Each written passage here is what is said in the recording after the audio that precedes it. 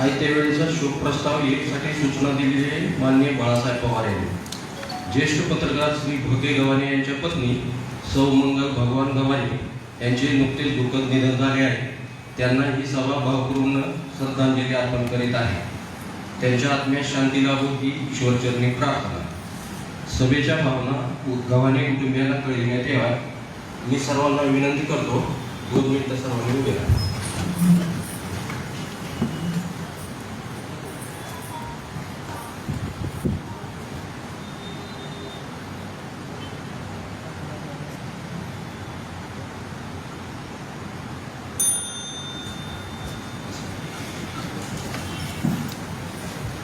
यानंतर अभिनंदन प्रस्ताव आलेला आहे। माननीय सदस्य संतोष बारंबळे यांनी दिलेला आहे। सोलापूर जिल्ह्याचे नेते माननीय श्री राजेंद्र विठ्ठल राऊत यांची विधान परिषद सदस्य महाराष्ट्र राज्यपदी निवड झाल्याबद्दल ही सभा त्यांचे हार्दिक अभिनंदन करीत आहे। तसेच त्यांच्या पुढील कारकिर्दीत शुभेच्छा देत आहे। यानंतर विषय क्रमांक 1 साठी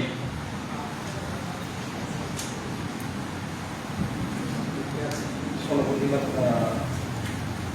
विधान परिषद निवडणूक पार पडली। त्यामध्ये सोलापूर जिल्ह्यातील स्थानिक स्वराज्य संस्था मतदारसंघातून भारतीय जनता पार्टी व महायुतीकडे आपल्या 5 तालुक्यातील राजेबरोबर यांना महायुतीकडून संधी देण्यात आली। त्याचबरोबर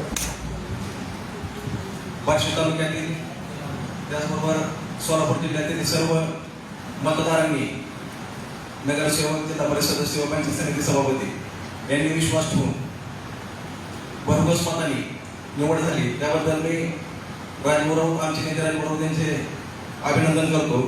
व आज या निवडीमुळे बार्शी शहरालाच नव्हे तर तालुक्याला व त्याचबरोबर जिल्ह्याला एक विकासाला वेगळी गती मिळणार आहे। राजगुरू यांच्या दूरदृष्टीचा व विकास कामाचा ज्या पद्धतीने करण्याची पद्धत आहे त्याने निश्चितच जिल्ह्याला एक चांगली संधी निर्माण होणार आहे। कारण ज्या दिवशी त्यांनी आमदार पदाची शपथ घेतली त्यानंतर त्यांनी आपल्या भगवंती क्षेत्र विकास आराखड्यासाठी त्याचबरोबर बार्शी शहराच्या पायाभरण्यासाठी लागणारा अतिरिक्त निधी याची मागणी केली।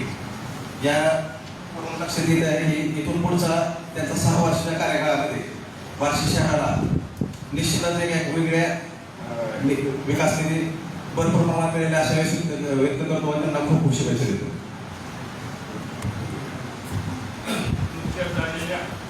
विधान परिषद निवडणुकीमध्ये आमचे नेते आदरणीय राजगुरू राऊत यांचा प्रचंड आणि भरघोस मताने विजय झाला। त्याच्याबद्दल मी प्रथमतः त्यांना हार्दिक शुभेच्छा देतो। 9 सालापासून नगरसेवक झाल्यानंतर नगराध्यक्ष, आमदार, पार्टीचे प्रमुख म्हणून त्यांनी अतिशय उत्तम काम बजावलेलं आहे। त्यांनी मागच्या टर्ममध्ये त्यांनी जो तालुक्यासाठी निधी आणलेला होता त्याचं आपण सर्वजण साक्षीदार आहोत। आत्ताच आपले विजय चव्हाण यांनी सांगितलं की पहिल्यांदा त्यांनी आपल्या तीर्थविकास कार्यासाठी भरघोस निधी मुख्यमंत्र्यांकडे मागणी केलेली आहे।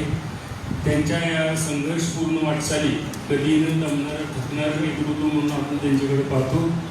त्यांना मी पुनश्च शुभेच्छा देतो आणि या माध्यमातून बार्शी तालुक्याला जिल्ह्याचं नेतृत्व करण्याची संधी मिळालेली आहे आणि त्यांचा पूर्ण दृष्टिकोन विकासाचा असल्यामुळं बार्शीच्या विकासाला अतिशय मोठ्या प्रमाणात चालना मिळेल ही आपल्याला सर्वांना माहीत आहे। पण पुनश्च मी बार्शीकरांच्या वतीनेच म्हणतो, कारण कौतुक करायला सुद्धा मोठं म्हणून लागतं। त्यांच्या भावी वाटचालीस खूप खूप शुभेच्छा देतो। त्यांच्याकडून अशीच जनसेवा घडावी अशी भगवंतांनी प्रार्थना करतो। जय हिंद, जय महाराष्ट्र।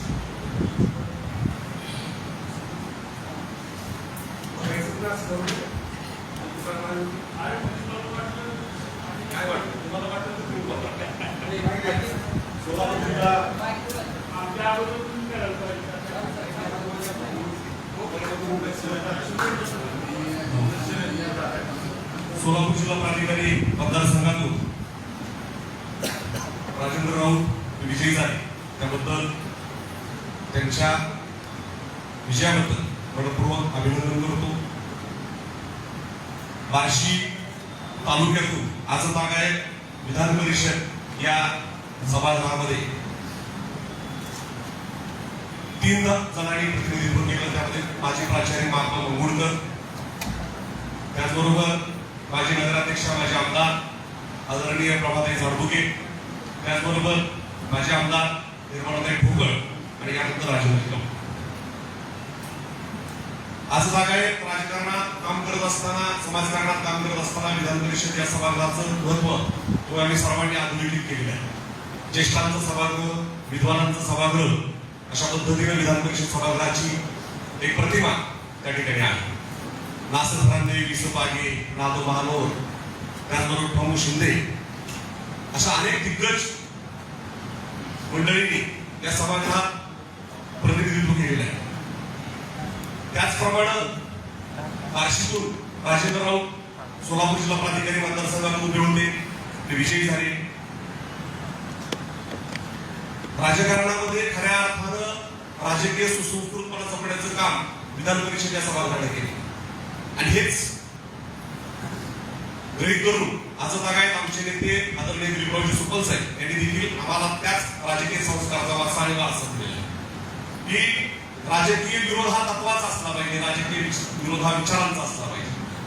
सदा सर्व काळ विरोधकाला शत्रू मांडण्याची परंपरा खंडित करावी या भूमिकेतून राजकीय सुसंस्कार आणि सभ्यता जपण्याचं काम या ठिकाणी या पूर्वीच्या राजकारण्यांनी केलेलं आहे. हे आपण देखील करणं अपेक्षित अभिप्रेत आहे.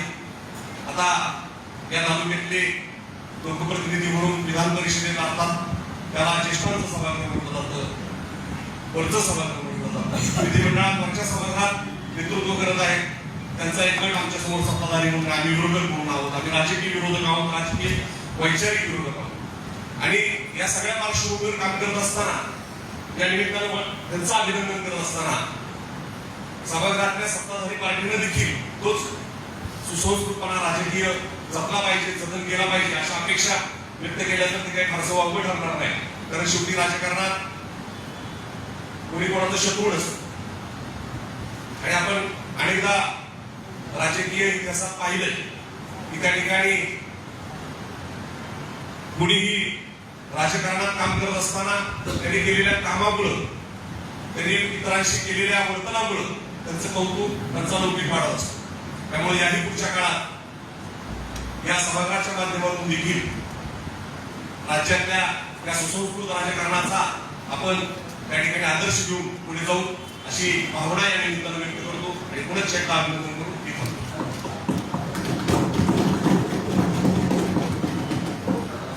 यानंतर विषय क्रमांक 1 साठी सूचना दिलेली आहे संतोष बारमोळे यांनी. मान्य मुख्याधिकाऱ्यांचा अहवाल सादर टिप्पणीसह पाहिला. बार्शी शहर मंजूर विकास योजना. या ठिकाणी बार्शीचे नुकत्याच विधान परिषदेच्या निवडणुका पार पडल्या आणि त्याच्यामध्ये बार्शीचे भाग्यविधाते, बार्शी तालुक्याचे विकासरत्न आदरणीय आमदार राजाभाऊ राऊत यांचा या ठिकाणी विजय झाला. प्रथमतः या सभागृहाच्या माध्यमातून मी त्यांना या ठिकाणी शुभेच्छा देतो आणि आज खऱ्या अर्थानं विधान परिषदेवर बार्शी तालुक्याचे खमके नेतृत्व त्या ठिकाणी गेलेलं आहे. निश्चितच येणाऱ्या काळामध्ये या सभागृहाला आणि तालुक्याला विकासाची गती देण्यासाठी निश्चितच त्यांचं त्या ठिकाणी आपल्याला त्या शहरासाठी योगदान लाभणार आहे आणि अशा विकास पुरुष नेतृत्वाला मी या ठिकाणी शुभेच्छा देतो. असंख्य जिल्ह्यामधून आपण पाहताय की असंख्य लोकप्रतिनिधी, नगरसेवक असतील, जिल्हा परिषद सदस्य असतील, या सर्व मतदारातून एक सूर आला आणि असंख्य मोठ्या संख्येने मोठ्या पदाधिकाऱ्यांनी आमदार राजाभाऊ राऊत यांचा विजय झाला. निश्चितच ह्या जिल्ह्यामध्ये जसं त्यांना जिल्ह्यांनी साथ दिली तसं बार्शी शहरांनी त्या या ठिकाणी तालुक्यांनी त्यांना साथ दिली. काही आमच्या सहकार्यांनी देखील त्यांना साथ दिली आणि अशा विजयाचा या ठिकाणी मी त्यांना या विजयाच्या माध्यमातून शुभेच्छा देतो आणि या ठिकाणी थांबतो. पुढचा विषय सुरू करण्यापूर्वी आपण कायम लोकहिताची भूमिका घेऊन या खुर्चीवर विराजमान आहात. लोकहिताची भूमिका आपली असतेच, सभागृहाची देखील असते. माझी विनंती आहे की पाण्याच्या बाबतीत विषयपत्रिकेवर जरी विषय नसला तरी कृपा करून प्रशासनाची भूमिका आणि आपली भूमिका एका भाषेला कळू द्या. काय व्हायला नाही प्रचंड त्रास होतो. 10-15 दिवस पाणी येत नाही. नेमक्या काय अडचणी कोणतंही राजकीय अभिनिवेश न ठेवता कोणी कोणावर आरोप न करता वस्तुस्थिती काय आहे आणि नेमकेपणानं काय चाललं थोडंसं कळलं तर बरं होईल.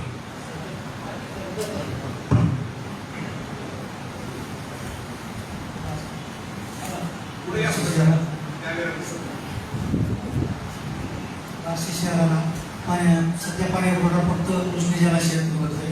चांदणी आणि विहिरी दोन्हीकडचा पाणीपुरवठा पूर्ण बंद झालेला आहे आणि उजनीमधून फक्त 90 लाख लिटर पाणी दररोज आपल्याला मिळतं आणि त्यामुळं सगळं खूप भार जातं. त्यामुळे एक दिवस परत गॅप वाढतो. MSC याबाबत आपण 2-3दा मिटिंग झालेली आहे. त्यांना सांगितलेलं आहे. आता या 2-4 दिवसापासून त्यांच्यामध्ये सलगता आलेली आहे.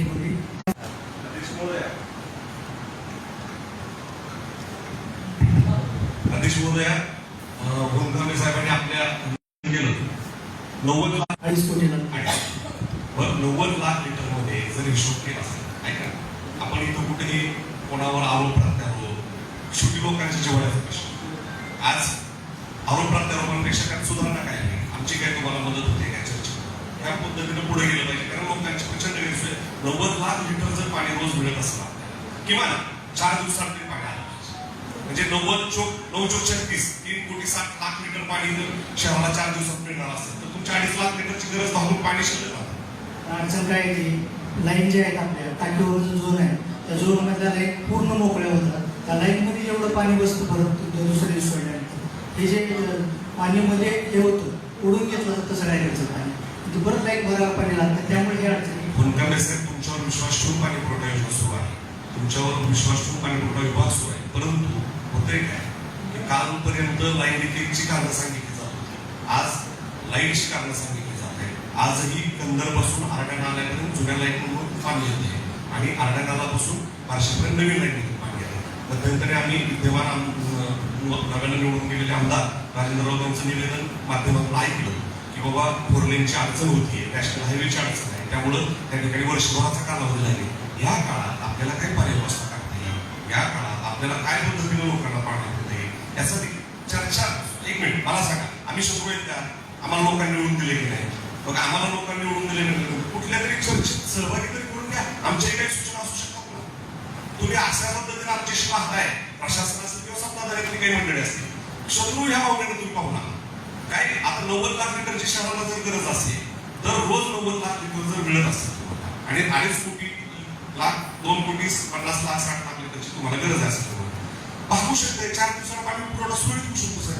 आपल्याला जर झोन केले आहेत आपण झोनिंगमध्ये पाईपलाईनमध्ये पाणी जास्त वेस्टेज जाते आपलं त्यामुळेच ही अडचण येते.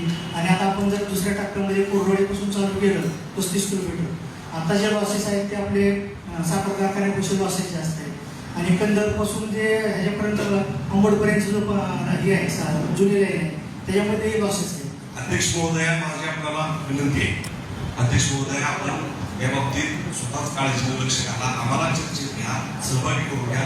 आज आपण देश महासत्तेकडे चाललाय आणि बार्शी सारख्या वर्ल्ड पॉप्युलेशन असलेल्या 2.5 लाख लोकवस्तीच्या शहराला तुम्ही अवर्ग दर्जाच्या शहराच्या नगराध्यक्ष आहात. त्या शहरात ऐका आहे महिला प्रतिनिधी आहात तुम्ही घराघरातून महिलांचा तुमच्यापर्यंत आवाज पोहोचतोय अशा परिस्थितीत प्रचंड अडचण होते. शेवटी आज नगरसेविका बंधू आणि भगिनी उपस्थित आमची काय अडचण होती आमच्या दारात माणसं आल्यानंतर घरापर्यंत आल्यानंतर आम्हाला कळतं तुम्ही त्यातूनच जाताय परंतु याच्यात कुठेतरी मार्ग निघला पाहिजे. एकीकडे आपण महासत्तेकडे वाटचाल करतो दुसरीकडे आपण लाईटची कारणं ह्याची कारणं त्याची कारणं दरवेळी ऐकलं पाण्याचे टँकर पाठवतोय टँकर पुरेसे नाही. तुम्ही ऐका ना माझं काय म्हणणं या संदर्भानं तुम्ही जाते माझी तुम्हाला विनंती आमच्याशी नका बोलू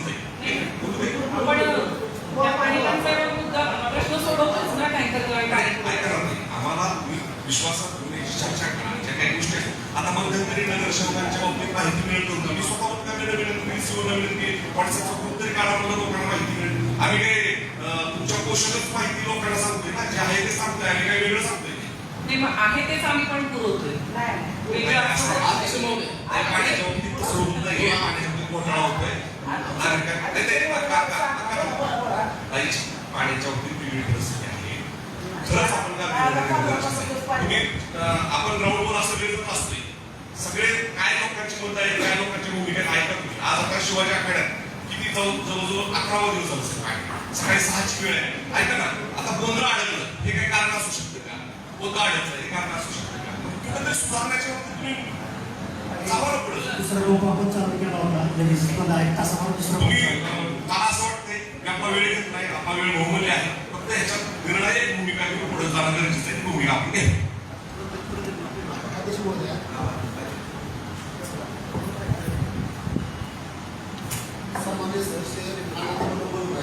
पण आपण पाणी सोडत असताना की एक दिवस पाणी पुरा सोडत नाही. आपण पाणी सोड म्हणजे लोकांना 7 दिवस 8 दिवस पाणी पुरत अशा प्रकारे आपण पाणी पुरा करतोय. बरोबर लागते साहेब. आपण तुमची जी म्हणतो 2.5 लिटर पाणी लागते तसा विषय नाही. आपला जवळ 12 कुठे लिटर पाणी लागणार नाही हे सगळं पाणी सोडतो आपण.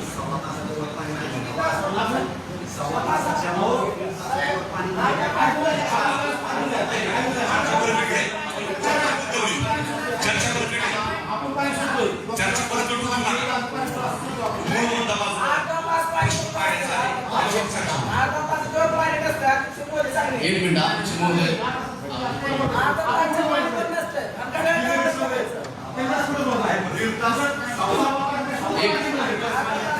एक मिनिट अध्यक्ष महोदय, आता ज्या ठिकाणी पाण्यासंदर्भात एक प्रश्न उपस्थित झाला. खऱ्या नगरपालिकेचा सत्ताधारी नगरसेवक म्हणून आमची जबाबदारी आहे की ह्या संदर्भात जेणेकरून लाईव्हच्या माध्यमातून नागरिकांमध्ये संभ्रम निर्माण व्हायला नको. त्यांचंही बरोबर आहे की पाण्याच्या संदर्भात वस्तुस्थिती काय आहे आपल्याला समजलं पाहिजे. आपल्या मुख्यमंत्री साहेबांनी त्यांना एक माहिती त्या ठिकाणी दिलेली आहे. पण मी एक सत्ताधारी नगरसेवक म्हणून त्यांना पाण्याच्या संदर्भात काही अडचणी असतात त्यांनी या नगरपालिकेचं या ठिकाणी सत्ताधारी म्हणून काम केलेलं आहे. शेवट हा पार्ट सत्ताधारी विरोधक असा नाही, हा जिव्हाळ्याचा विषय आहे. बार्शीच्या नागरिकांना बार्शीच्या नागरिकांना नाही तर नागरिकांना पाण्याची गरज असते. पण वास्तव पण काही ठिकाणी आपण स्वीकारलं पाहिजे. आज आपण जर बघितलं नैसर्गिक दृष्ट्या आज जुलै महिन्याचा मला वाटतं 30 तारीख आहे. कुठेतरी निसर्ग पण आपल्यावर कोपऱ्याला दिसतो. अशा परिस्थितीमध्ये आपला हा पाणी पुरवठा अतिशय काटकसरीनं आणि जबाबदारीनं चालू आहे. असं असताना आपल्याला बार्शी कंदरवरून या ठिकाणी पाणी आणत असताना आपल्याला त्या ठिकाणी 2 ठिकाणची लाईट आणि बार्शी ह्याचा समतोल असला पाहिजे. आणि त्या लाईटच्या अभावी आपल्याला त्या ठिकाणी अडचणी येत होते. आपण जर या ठिकाणी बघितलं असेल तर निश्चितच काल परवा 22 तारखेला आपल्या ह्या बार्शी तालुक्याचे विद्यमान आमदार राऊत साहेबांनी या ठिकाणी नवीन आमदार पदी शपथ घेतलेली आणि त्यांनाही अधिकृतरित्या कुठल्याही अधिकाऱ्यांच्या मिटिंगला लावणं वगैरे अशा काही गोष्टी त्यांना अधिकृतरित्या जमत नव्हतं. पण ज्या दिवशी त्यांनी शपथ घेतली त्याच दिवशी माझ्या माहितीप्रमाणे त्या ठिकाणी अधिकाऱ्यांची मिटिंग लावली. सगळे MSCBच्या असतील, सगळे नगरपालिकेचे असतील, सगळ्या अधिकाऱ्यांची मिटिंग लावून त्या ठिकाणी त्यांना कडक अशा शिस्तीच्या सूचना पण दिलेल्या. आणि असं असताना आपली पाणी पुरवठा आपण या ठिकाणी करत असताना काही समाज म्हणजे काही समाज विदूषक लोक आहेत. मी आता तुम्हाला सांगतो त्या दिवशी मी ह्याला चाललो होतो पुण्याला. मला रात्रीचा उशीर झाला होता, 11:30च्या आसपास मी पुण्याला चाललो होतो. मी स्वतः तिथं रेकॉर्ड केलेला एक व्हिडिओ आहे माझ्याकडे. असं मोठ्या प्रमाणाचं लिकेज होतं आणि मी लगेच वानकामी साहेबांना पाठवलं की साहेब अशा एवढं मोठं लिकेज आहे. आता ते विदूषक लोक काय असतील, काय त्यांची मानसिकता असेल, बार्शी शहराला पाणी पुरवठा होऊ द्यायची नसेल किंवा बार्शी शहरामध्ये विस्कळीत पाणी पुरवठा झाला असेल, या सगळ्या गोष्टीची मानसिकता शेवटच्या मानसिकतेवर डिपेंड आहे. पण मी आज या ठिकाणी जबाबदारीने सांगू इच्छितो की सत्ताधारी नगरसेवक म्हणून सत्ताधारी म्हणून आम्ही या ठिकाणी टँकरच्या माध्यमातून असेल काय प्रभागामध्ये एक आपली सिंटॅक्सची टाकी 1000 लिटर असेल 2000 लिटरची असेल, जितकं होईल तितकं शक्य होईल तेवढा प्रयत्न सत्ताधारी म्हणून आमच्याकडे चालू आहे. आज जर तुम्ही बघितलं तर या ठिकाणी नानासाहेब राऊत बसलेले मॉर्निंगच्या माध्यमातून आम्ही त्या ठिकाणी मोफत पाणी पुरवठा 2 टँकर चालू आहे. काही नगरसेवक त्यांच्या वतीनं कसा शक्य होईल तेवढा पाणी पुरवठा आपण या ठिकाणी करतोय. आणि असं मोठ्या संकटाला सामोरे जात असताना निश्चितच तुम्ही आमच्या सोबत या ठिकाणी असावा असे मी तुम्हाला आपल्याकडनं एक अपेक्षा व्यक्त करतो. पाण्याच्या संदर्भात या ठिकाणी आपण प्रामाणिक भावना ठेवली पाहिजे. या ठिकाणी राजकारण ही होतच असतं, ही चलतच राहणार आहे. फक्त पाण्याची वस्तुस्थिती, पाणी जरी आपल्याला या ठिकाणी पाणी पुरवठा आपल्याला 90 लाख लिटर येते असं साहेबांचं म्हणणं आहे. पण साहेब तुम्हीच मला सांगा की पाईपलाईनला ह्या 8 दिवसातून सलग रोज येतं का पाणी? पाणी आपल्या वर्षाला रोज येतं का? दिवसामध्ये फरक चांगला पडलाय. 3 दिवसासाठी काय परिस्थिती होती? मध्यंतरी काय व्हायचं, पुरवठीचा तर सप्लाय जातोय, हा. फिल्टरचा तर बंद करते. हा. दिवसात तरी 3 तास शटडाऊन घेतला की बार्शीचं पंपिंग संध्याकाळी पंपिंग चालू व्हायचं. त्यामुळे अख्खा दिवस पूर्ण कुठं पाणी पुरवठा व्हायचं. असे प्रत्येकाला गॅप वाढत जायचे. आता ह्या 3 दिवसामध्ये फक्त सुरळीतपणा लाईटमध्ये आलेला आहे. हा, तर असं परिस्थिती आहे अतिशय की लाईट जर असेल तर पाणी सुरळीत पुरवठा होण्याला कुठलीही अडचण नाही. या सगळ्या अशा काही सूचना आहेत, अशा काही परिस्थिती आहे आणि ह्याच्यामुळं अडचणी सीमेच्या शनिवारी पण आमदार साहेबांनी मिटिंग त्या ठिकाणी घेतलेली आहे. त्यांनाही विनंती करतो की आपणही त्या मिटिंगला जर उपस्थित राहिले तर निश्चितच आपली काय सूचना जर काय त्याच्या असेल तर आम्हालाही त्या ठिकाणी विचार करता येईल. एवढंच बोलतो या ठिकाणी. 100% उपस्थित तुम्ही बोलवायला पाहिजे ना. बोलवतच नाही, तुमची meeting घेतली तर काय घेतली तर. 100% आम्ही आलो. तुम्ही बोलवायचं माझं आमंत्रण समजा बस. आमंत्रण देतात तुम्ही. पण बोलवलं. तुम्ही येत जावा. एखादा कार्यक्रम घेतला, तुम्ही एखादा कुठला कार्यक्रम घेतला, त्याच्यात विरोधी पक्षाचा नेत्याचं नाव सुद्धा घेत नाही. विरोधी पक्ष नगरसेवकाला सुद्धा बोलवत नाही. तुम्ही अशी परिस्थिती झालेली. अध्यक्ष महोदय, माझं मुख्याधिकारी साहेबांना एक प्रश्न आहे. पत्रिका दिल्या तर त्या ठिकाणी अध्यक्ष महोदय काही आले नाही, काही काय भेटले आम्हाला. तुम्ही या ना, तुम्हाला पत्रिका देऊन आमंत्रण दिलं तर तुम्ही यायला तयार नव्हता. काय तुम्ही तुमच्या मानसिकतेतून तुम्ही विरोधी नगरसेवकांनी काढून टाका. अध्यक्ष महोदय, माझा मुख्याधिकारी साहेबांना एक प्रश्न आहे. आता पाणी पुरवठ्याचा जो काही टेक्निकल प्रॉब्लेम आहे त्याच्यावरती वनकांबे साहेबांनी त्यांचे जे काय उत्तर होते, तुम्ही काय सांगितलं सभागृहामध्ये सन्मान्य सर्व सदस्यांनी याच्यावरती चर्चा केली. माझा मुख्याधिकारी साहेबांना प्रशासनाचा प्रमुख म्हणून एवढाच प्रश्न आहे की बार्शीकर सर्व श्रीमंत नाही, सर्वसामान्य आहे, त्यांच्यावर पाणी साठवण्याची परिस्थिती नाही. काही जण पाणी साठवतात, काही लोकांकडे 1 दिवस पाणी साठवून असते, 2 दिवस असते, 3 दिवस असते. पण माझी अशी प्रशासनाला विनंती आहे, त्या ठिकाणी सध्या मला प्रशासन की आपल्याला ह्याच्यामध्ये पाणीपट्टी जी आपल्याला नागरिकांना मिळते ते आपल्याला 50% करता येईल का? जर करता येण्यासारखं असेल तर आपण आवर्जून याच्यामध्ये लक्ष घालून करावं. विरोधी पार्टी सुद्धा आपल्याला त्याच्यामध्ये 100% साथ असणार आहे. हॅलो अध्यक्ष महोदय, परवा शिवसेनेची आमची बोलत असते जर आपल्याला उजनीच्या पाईपलाईनमध्ये अडचण येत असेल तर इथल्या उतरेश्वर मंदिर असेल, याडगीर असेल, बेदराई वीर असेल, या पाणी पुरवठ्याच्या ज्या त्या प्रभागातून समजा 2-3 प्रभागात जर प्रश्न मिटवायचा तर बाकीच्या राहिलेल्या उजनीच्या पाण्याची काय तुडतूड करता येत तर बघा. असं आम्ही गुणगावडे साहेबांना मी बोललो होतो, सीओ साहेबांना मी बोललो होतो. मी बार्शीच्या नागरिकाचं कमीत कमी त्रास होईल अशा हिशोबाने नियोजन करावं अशी अपेक्षा व्यक्त करतो.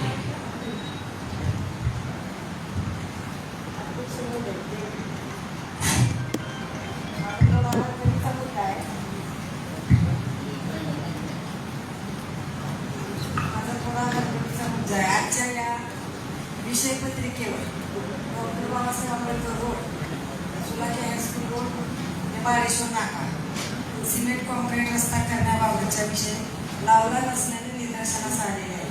या अजेंड्यावर doctor Babasaheb Ambedkar road cement concrete हे रस्ता करण्याचा विषय आहे का?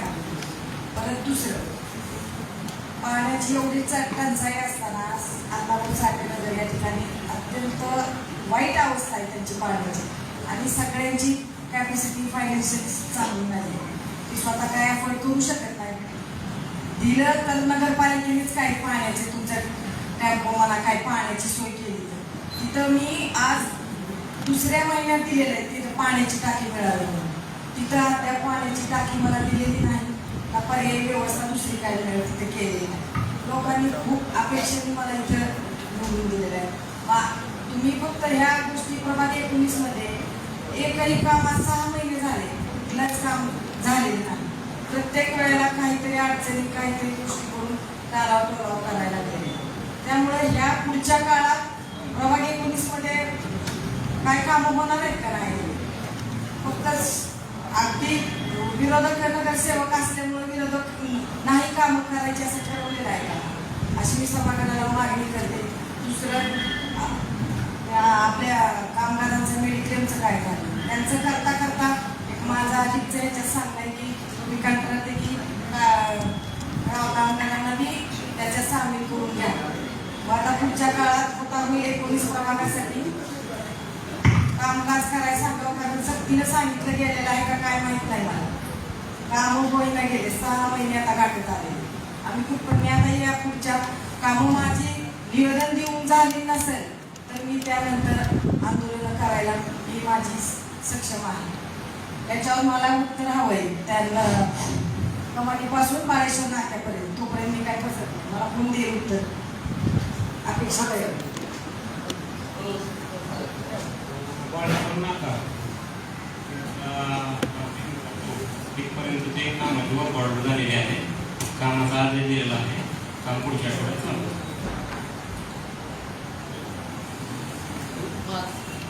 आदेश नव्हता. माझं काय म्हणणं मी विषय बोलत असतो विषय आपण कुठलाही विषय तुम्ही माहिती करते अधिकाऱ्यांना विचार असते तुम्हाला ते सांगितलं असतं ना तुमचा जे रोड विषय जे आहे त्याच्यावर केंद्र झालेलं आहे त्याची वटवाट केलेली आहे. काही नाही अध्यक्ष साहेब तुम्हाला तुम्ही साहेब भेटता त्याला विचारायचं असतं दुसऱ्या विषयाला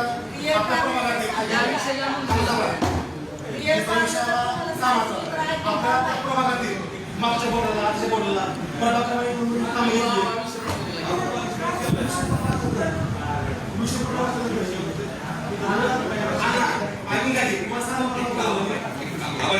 ताई बंगाली त्यांची जी भावना आहे ती भावना आमच्या 21 मध्ये दर्शवली आहे. काय एकच मिनिट 1 मिनिट फक्त घेतो, जास्त वेळ घेत नाही आमचा. ताई विषय जर सदस्यांचे सभागृहात येत असतील म्हणजे नगरपालिकेच्या प्रशासनात येत असतील विषय पटलावर लागत असतील. पहिल्या सभेपासून आम्ही सांगतोय तुमच्या सोबत आम्ही आलो, विकासात आम्ही तुमच्या सोबत आहे. एकच मिनिट घेतो आणि लवकर सभागृह संपू, काय अडचण नाही. फक्त एक महत्वाचं बोलू काय होते आमच्या सदस्यांनी दिलेले विषय पटलावर लागत. आता मुख्याधिकारी या ठिकाणी कायदेशीर सचिव म्हणून उपस्थित आहे. महाराष्ट्र नगरपालिका नगरपंचायती औद्योगिक नगरी अधिनियम 81 प्रमाणे जर 1/4 सदस्यांनी तुमच्याकडे प्रस्ताव दिला आणि तुम्ही जर 15 दिवसात आमचे विषय पटलावर नाही घेतले तर आम्ही जिल्हाधिकाऱ्यांकडे जाऊ शकतो आणि जिल्हाधिकाऱ्यांच्या अध्यक्षतेखाली अशी मिटिंग बोलवू शकतात असं कायद्याचं प्रावधान आहे. पण आम्ही काय म्हणतो आमची बदली नगराध्यक्ष आहे. 6 महिने झाला आम्ही तुम्हाला बोलतोय, आम्ही तुम्हाला मदत करतोय, आम्ही तुम्हाला सहकार्य करतोय, वारंवार आम्ही विनंती करतोय प्रशासनाला. मात्र तुम्ही कुठलेच विषय जर विरोधी पक्षाचे सभागृहात येणारच नाही याची ती काळजी जर घेत असाल तर काही योग्य नाही. आजच्या विषय पटलावर 39 विषय आहेत. तुम्हाला सांगतो नाही विषय क्रमांक 3, 5, 6, 7, 12, 22, 24, 26, 27, 28, 29, 32, 33, 34 हे सगळे विषय सत्ताधारी पक्षाच्या नगरसेवकांची पत्र घेऊन केले. या पत्रामध्ये काही ठिकाणी आवक नाही, काही ठिकाणी स्वाक्षर आहे, ठीक आहे सदस्यांची मागणी असते असू दे. अशाही गोष्टी आमची तयारी आहे दीपक आबा, पण तुमची सही असू दे चालते सध्या सगळं चालत असतं. पण काय होते ताई विषय घ्यायचे नाही कुठले असं नका. कारण नाही ऐका तुम्ही गटनेते आहात, तुम्ही पण काम केलं आम्ही पण काम केलं आणि या कुठं राजकारण आहे का? टॅक्स सगळ्या नगरपालिकेचा सगळ्या शहरात वसूल करताय. बरं तुम्ही नगरसेवक तुमच्या प्रभागाचे मी नगरसेवक आहे, ताई नगराध्यक्ष सगळ्या शहराचे आहेत ना, त्यामुळं सगळ्या शहरातली कामं घेतली पाहिजे. हा ठीक आहे तुम्हाला काय बाबा जादाचा वाटा एक सत्ताधारी म्हणून द्या, कमीचा वाटा आम्हाला वाटा म्हणजे कामात वाटा द्या. आम्ही काही ठेकेदारी मागत नाही, कोण ठेकेदार नाहीये. पहिला प्रश्न काय ताई यामध्ये प्रामाणिकपणानं आमच्या भागातले काही कामं नागरिकांनी जर आम्हाला सांगितलं आम्ही तुमच्याकडे दिली. अहो इस्टिमेट होत नाही आमची दुर्दैवाचा. काही गोष्टी आता जाहीररित्या बोलायची आज 6 महिन्याला वेळ आली ताई, 6 महिने आम्ही गप्प आहोत, 6 महिने आम्ही चर्चा केली आहे. या बाबतीत वारंवार फक्त प्रशासनाचे प्रमुख मुख्याधिकाऱ्यांशी आम्ही बोलतो. मुख्याधिकाऱ्यांना विचारा, ते म्हणले मी अध्यक्षांना विनंती करतोय, गटनेत्यांना विनंती करतोय, अध्यक्षांना सांगतोय, गटनेत्यांना सांगतोय. आज तागायत 6 महिन्यात कुठलाही विषय पटलावर विषय येत नाही. माझी आपल्याला नम्रतेची कळकळीची विनंती आहे की म्युन्सिपल ऍक्ट 81 आम्हाला राबवायची वेळ आमच्यावर देऊ नका. धन्यवाद. विषय या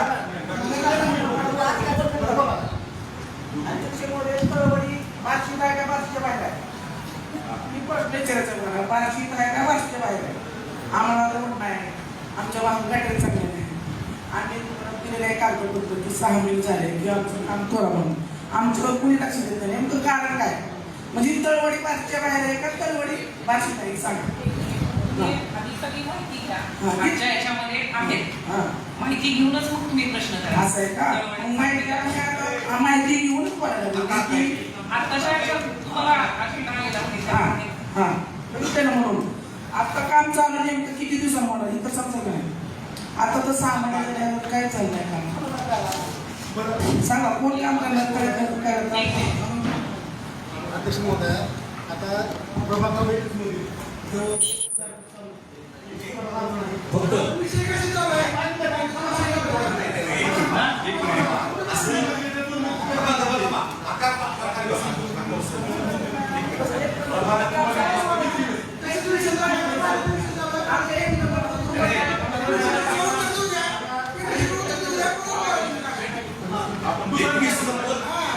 प्रभागातली कामं किती कोणासाठी कशासाठी आपल्याला सगळं माहिती आहे. शहरात ऐका जिथं लोकवस्ती नाही त्या भागात जर काम होत असतील आणि लोकवस्तीवर काम होत असतील तर नगरसेवक ओरडणार आहेत की नाही? लोकवस्ती असलेल्या भागातली कामं घ्या ना. कामाची प्रायोरिटी ठरवा. इस्टिमेट करताना मुख्याधिकारी साहेब सद्यस्थितीचे फोटो जीपीएस वर घेतले पाहिजेत. नकाशे असले पाहिजेत. काल बांधकाम विभागात माहिती घेत असताना बांधकाम विभागाच्या संबंधित कन्सल्टंटनं कुठेही सद्यस्थितीचे जीपीएस वरचे फोटो नाहीयेत. कुठेही नकाशे नाहीयेत कामाचे. काम कुठे आहे काही कळत नाही. अध्यक्ष महोदय प्रभाग क्रमांक 16 मध्ये आज ताग आहे रस्ता नाही गटार नाही अशी परिस्थिती आहे. प्रभाग क्रमांक 16 मध्ये स्थायी मुद्रानगर चालू घेतो. तर आमची वारंवार विनंती असते अध्यक्ष महोदय प्रभाग क्रमांक 16 मध्ये जो साई मुद्रानगर आणि धर्मनगर प्लॉटचा एरिया आहे वर्ष झालं त्या ठिकाणी ना डांबरी रस्ता आहे ना गटारी आहे. आणि आम्ही संबंधित विभागाला फोन केल्याच्या नंतर समक्ष भेटल्याच्या नंतर इस्टिमेटच्या बाबतीमध्ये ते अनुकूल दिसत नाही. माझी मुख्याधिकारी साहेबांना विनंती आहे की किमान पक्षी तुम्ही आपण तिथं जाऊन की बाबा प्रभाग क्रमांक 16 मध्ये बाबा ह्या नगरसेवकांनी मांडलेला मुद्दा त्या ठिकाणी खरंच आज कागदपत्र रस्ता झालेला आहे का नाही झालेला. तर त्या ठिकाणी आपल्याला इस्टिमेट करण्यासाठी तुमचा माणूस इस्टिमेट करण्यासाठी तयार होत नाही. काम त्याच्यामध्ये काय आहे माझी आपल्याला विनंती आहे की ह्या सगळ्या भावना तुमच्यापर्यंत पोहोचल्यात. एक मिनिट भावना पोहोचल्यात. तुम्ही गटनेत्यांची बैठक तुमच्या दालनामध्ये घ्यावी याविषयीचा चर्चा सभागृहात होता कामा नये जास्त. कारण यातनं विनाकारण वेगवेगळे वाढतात. त्यापेक्षा बेटर वे तुम्ही मुख्याधिकारी साहेबांनी त्यांचे गटनेते आमचे गटनेते दोघांची बैठक घेऊन काय लोकांच्या मागण्या त्या संदर्भात बैठक घेऊ. विनंती आहे. पुढे घ्या.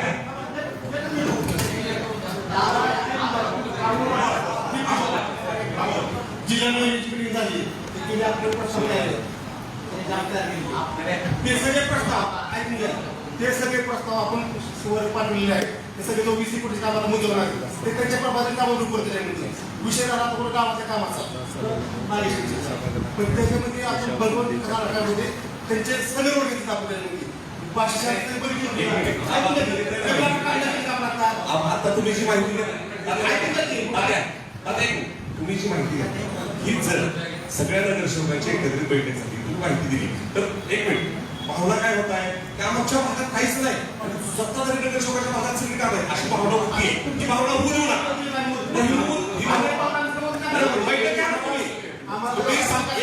विषय पटलावर विषय येण्यापूर्वी बैठक घ्या. काय विषय मागा ना तुम्ही मागा. तुमचे 90% की आमचं एक मिनिट एका वेळेस एकाला बोलू दे.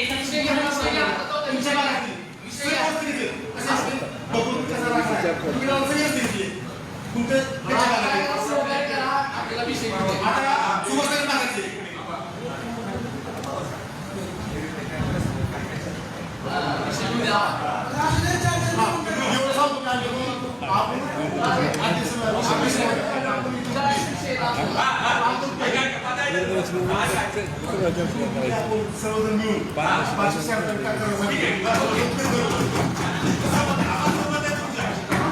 मिळून पुढे घ्या.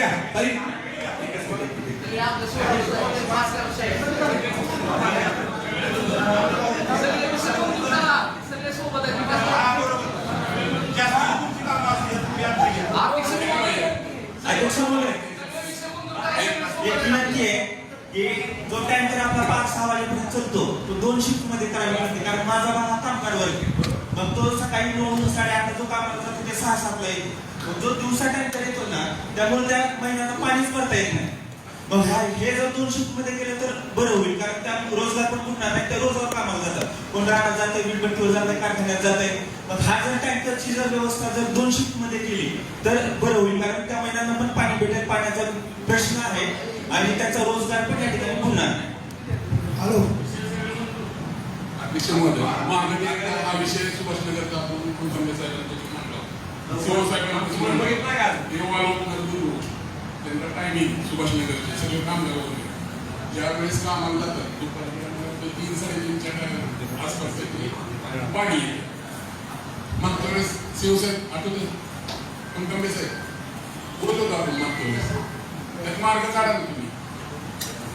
काय होतं सगळ्यांची खुशी भावना आज का सदस्य बोलतात माहितीच नाही बोलायचं कुठं तर मी बोलता येत नाही. त्यामुळे मग नाही नसतो सभागृहात महिन्याला एकदा मीटिंग असते तेव्हा बोलावं लागतं. त्यामुळे माझी विनंती आहे वेळोवेळी ह्या सगळं चर्चा झाल्या पाहिजे. बरं आम्ही काय आम्ही दुश्मन आहेत काय वर्गावून राहिला आम्ही माशी करत आम्ही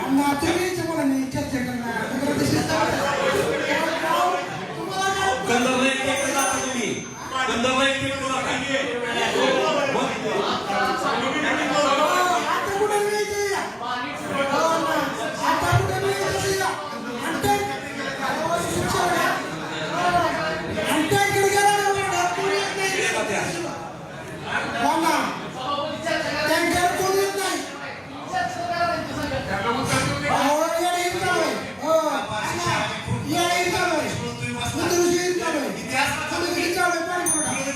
पाण्याचं टायमिंग ठेवू आणि टँकरची सूचना दिल्या त्याप्रमाणे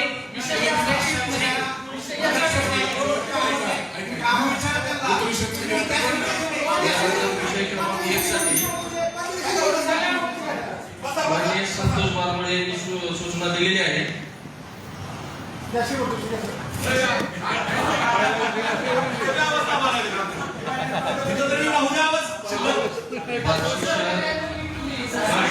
योजना दुसरी सुधारित सिटी सर्वे नंबर 1602 येथील नफा शाळा क्रमांक 17 मधील नवीन शाळा इमारत बांधकाम मधील शॉपिंग सेंटर दुकान काढण्याचे अधिमूल्य व मासिक भाडे ठरवून मिळण्याबाबतचा प्रस्ताव बार्शी नगर परिषदेने माननीय त्रिसदस्यीय समिती यांच्याकडे सादर केलेला होता. त्यानुसार महाराष्ट्र नगरपालिकेचे विषय सर्वांनी वाचला, विषय सर्वांना माहिती आहे. त्रिसदस्यीय भाडे ठरवले नाही विषयावर मतदान होणार आहे. मतदानाचं तुमच्या बाजूने फक्त या बार्शी शहरातल्या सर्व सुशिक्षित बेरोजगारांची एक भूमिका आपल्यासमोर मांडतो. या ठिकाणी डिपॉझिटची रक्कम प्लस वार्षिक भाडं प्लस घरपट्टी त्याला 42%, जीएसटी 18% आणि व्यावसायिक लाईट असा जर हिशोब मांडला ताई आपल्या पूर्वजांच्या नावानं तिथले शॉपिंग सेंटर आहे. त्या ठिकाणी असणाऱ्या गाड्यामध्ये किती गाडी निघतात. माझी विनंती आहे की शॉपिंग सेंटर बांधतोय आपण मोठ्या प्रमाणात गाड्या जात नाहीत किंवा गाडी गेले तर ते परत येण्याचं प्रमाण वाढतंय. ह्या सगळ्या पार्श्वभूमीवर आपण व्यक्तिशा लक्ष घालून डिपॉझिटची रक्कम वाढू द्या, वार्षिक भाड्याची रक्कम कशी कमी करता येईल जेणेकरून ते व्यावसायिकाला परवडेल. तर आता मी सांगितलेला हिशोब आणि तुम्ही दिलेली त्रिसदस्याची मंजुरी हे जर पाहिलं तर 17 नंबर शाळेसमोर 10,000 रुपये भाड्यात कोण गाळा केली. म्हणून माझी विनंती आहे की आपण सर्वांनी हा विषय सर्वांच्या जिव्हाळ्याचा आहे. नाही ऐका सांगतो तुम्हाला ऐका 3,500 भाडं नानासाहेब त्याला डिपॉझिट किती आहे 3,36,000 बरोबर. ऐका 18% जीएसटी 42% घरपट्टी कॅल्क्युलेट करायची लाईट बिल हे सगळं पडून 10,000 रुपयापर्यंत ते जातं. त्यामुळे ते लोकांना परवडत. माझं असं म्हणणं आहे की तुमचं भाडं कमी करा, डिपॉझिट तुम्ही 3-4 लाख घ्या. पण होतंय काय माहितीये का जर तुमचं भाडं वाढलं की त्याला 42% घरपट्टी आली, भाड्याला 42% घरपट्टी 18% जीएसटी आला, लाईट बिल आलं, हे सगळं जर कॅल्क्युलेशन केलं तर ते कुठल्याही व्यापाऱ्याला परवडत नाही. मध्यंतरी तुम्ही आणि आमदारांनी यशवंतराव चव्हाण सभागृहात व्यावसायिकांची बैठक घेतली होती. त्या बैठकीमध्ये त्यांनी सुरक्षेचा स्वच्छतेचा मेंटेनन्सचा मुद्दा काढला होता. ह्या बार्शी नगरपालिकेचा घरपट्टी पाणीपट्टी बरोबर व्यावसायिक गाड्या हा उत्पन्नाचा मोठा सोर्स आहे. हा सोर्स गमावू नका.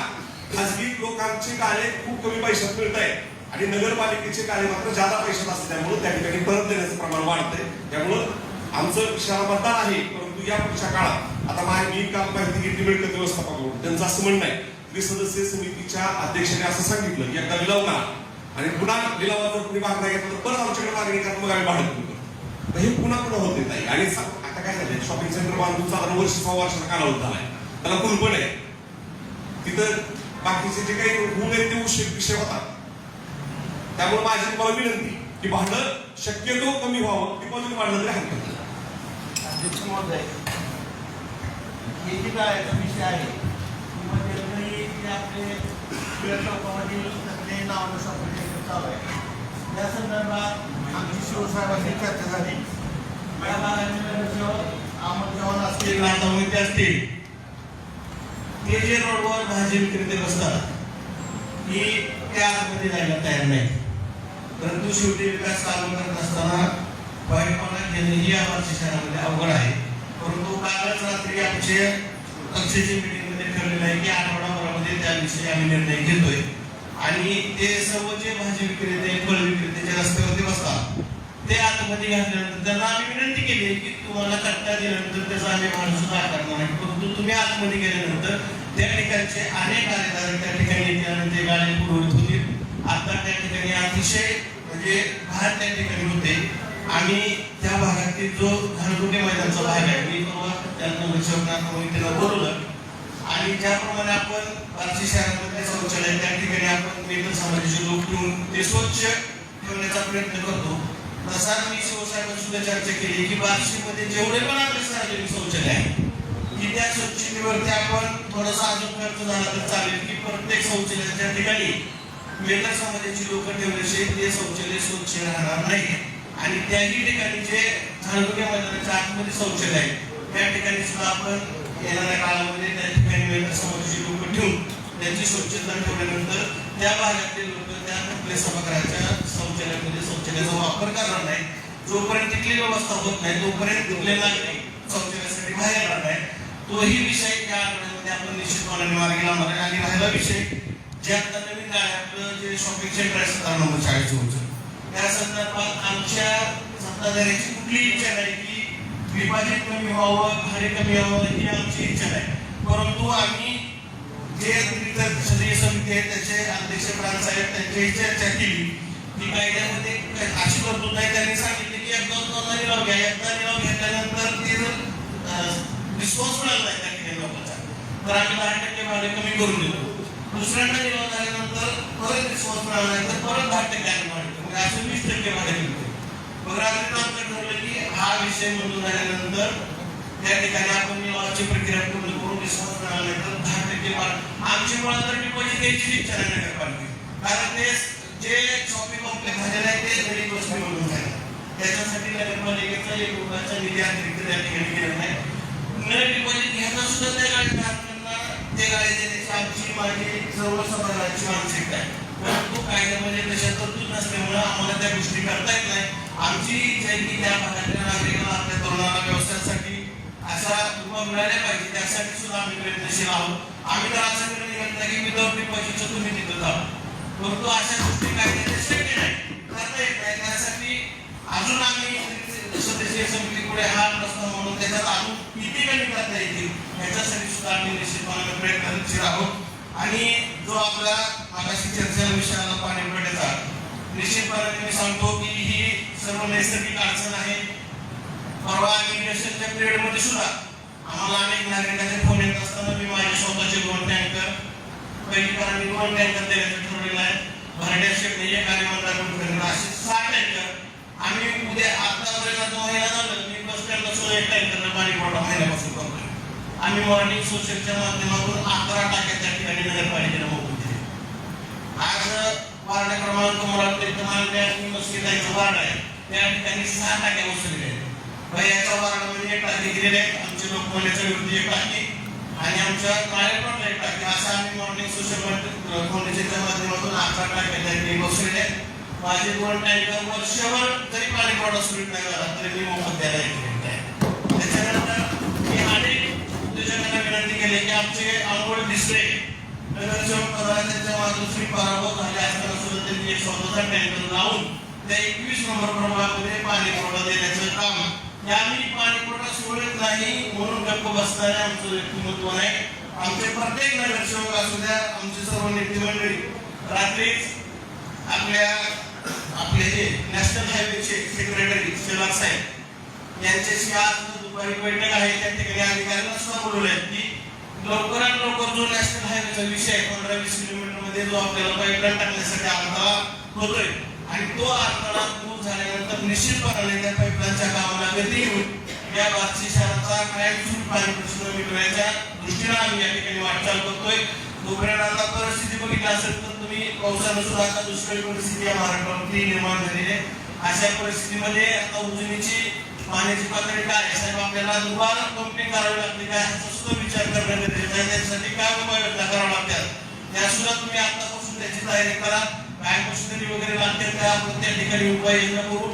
तुम्ही मला जे सांगितलं की मगाशी काय मुद्दा उपस्थित केला आमची मागणी मित्र आहेत की बार्शी शहरातल्या विहिरीतून त्या ठिकाणी परंतु या ठिकाणी आपण मागच्या 2 वर्षात त्याचं नियोजन केलेलं आहे. परंतु सद्यस्थितीला या बार्शी शहरातल्या सर्व विहिरी 1 तासाच्या पुढे चलत नाही, बोर आटलेले आहेत आणि अशा परिस्थितीमध्ये आपल्याला या पाणी पुरवठ्याची संकटाशी सामना करण्यासाठी सर्व मगाच्या आयोगाने सुद्धा सांगितले की सर्व या सभागृहातील नगरसेवक मिळून आपण या गोष्टीसाठी आपण वारंवार बैठका घेऊ आणि पाणी पुरवठा कसा सुरळीत होईल यासाठी प्रयत्न करूया एवढी मी या ठिकाणी विनंती करतो.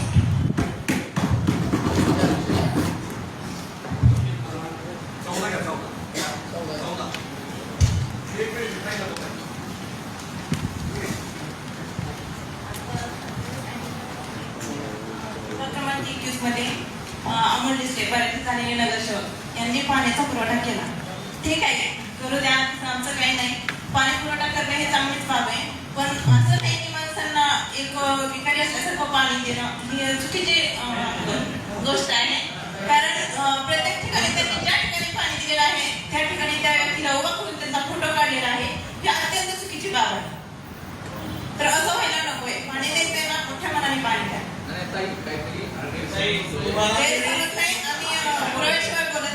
त्या ठिकाणी सर्व नगरसेवकाला विरोधी पार्टीच्या सत्ताधारी असतील मला बबलू साळुंखेचा फोन आल्यानंतर सुद्धा मी त्यांना स्वतःचा टँकर त्या ठिकाणी पाठवले.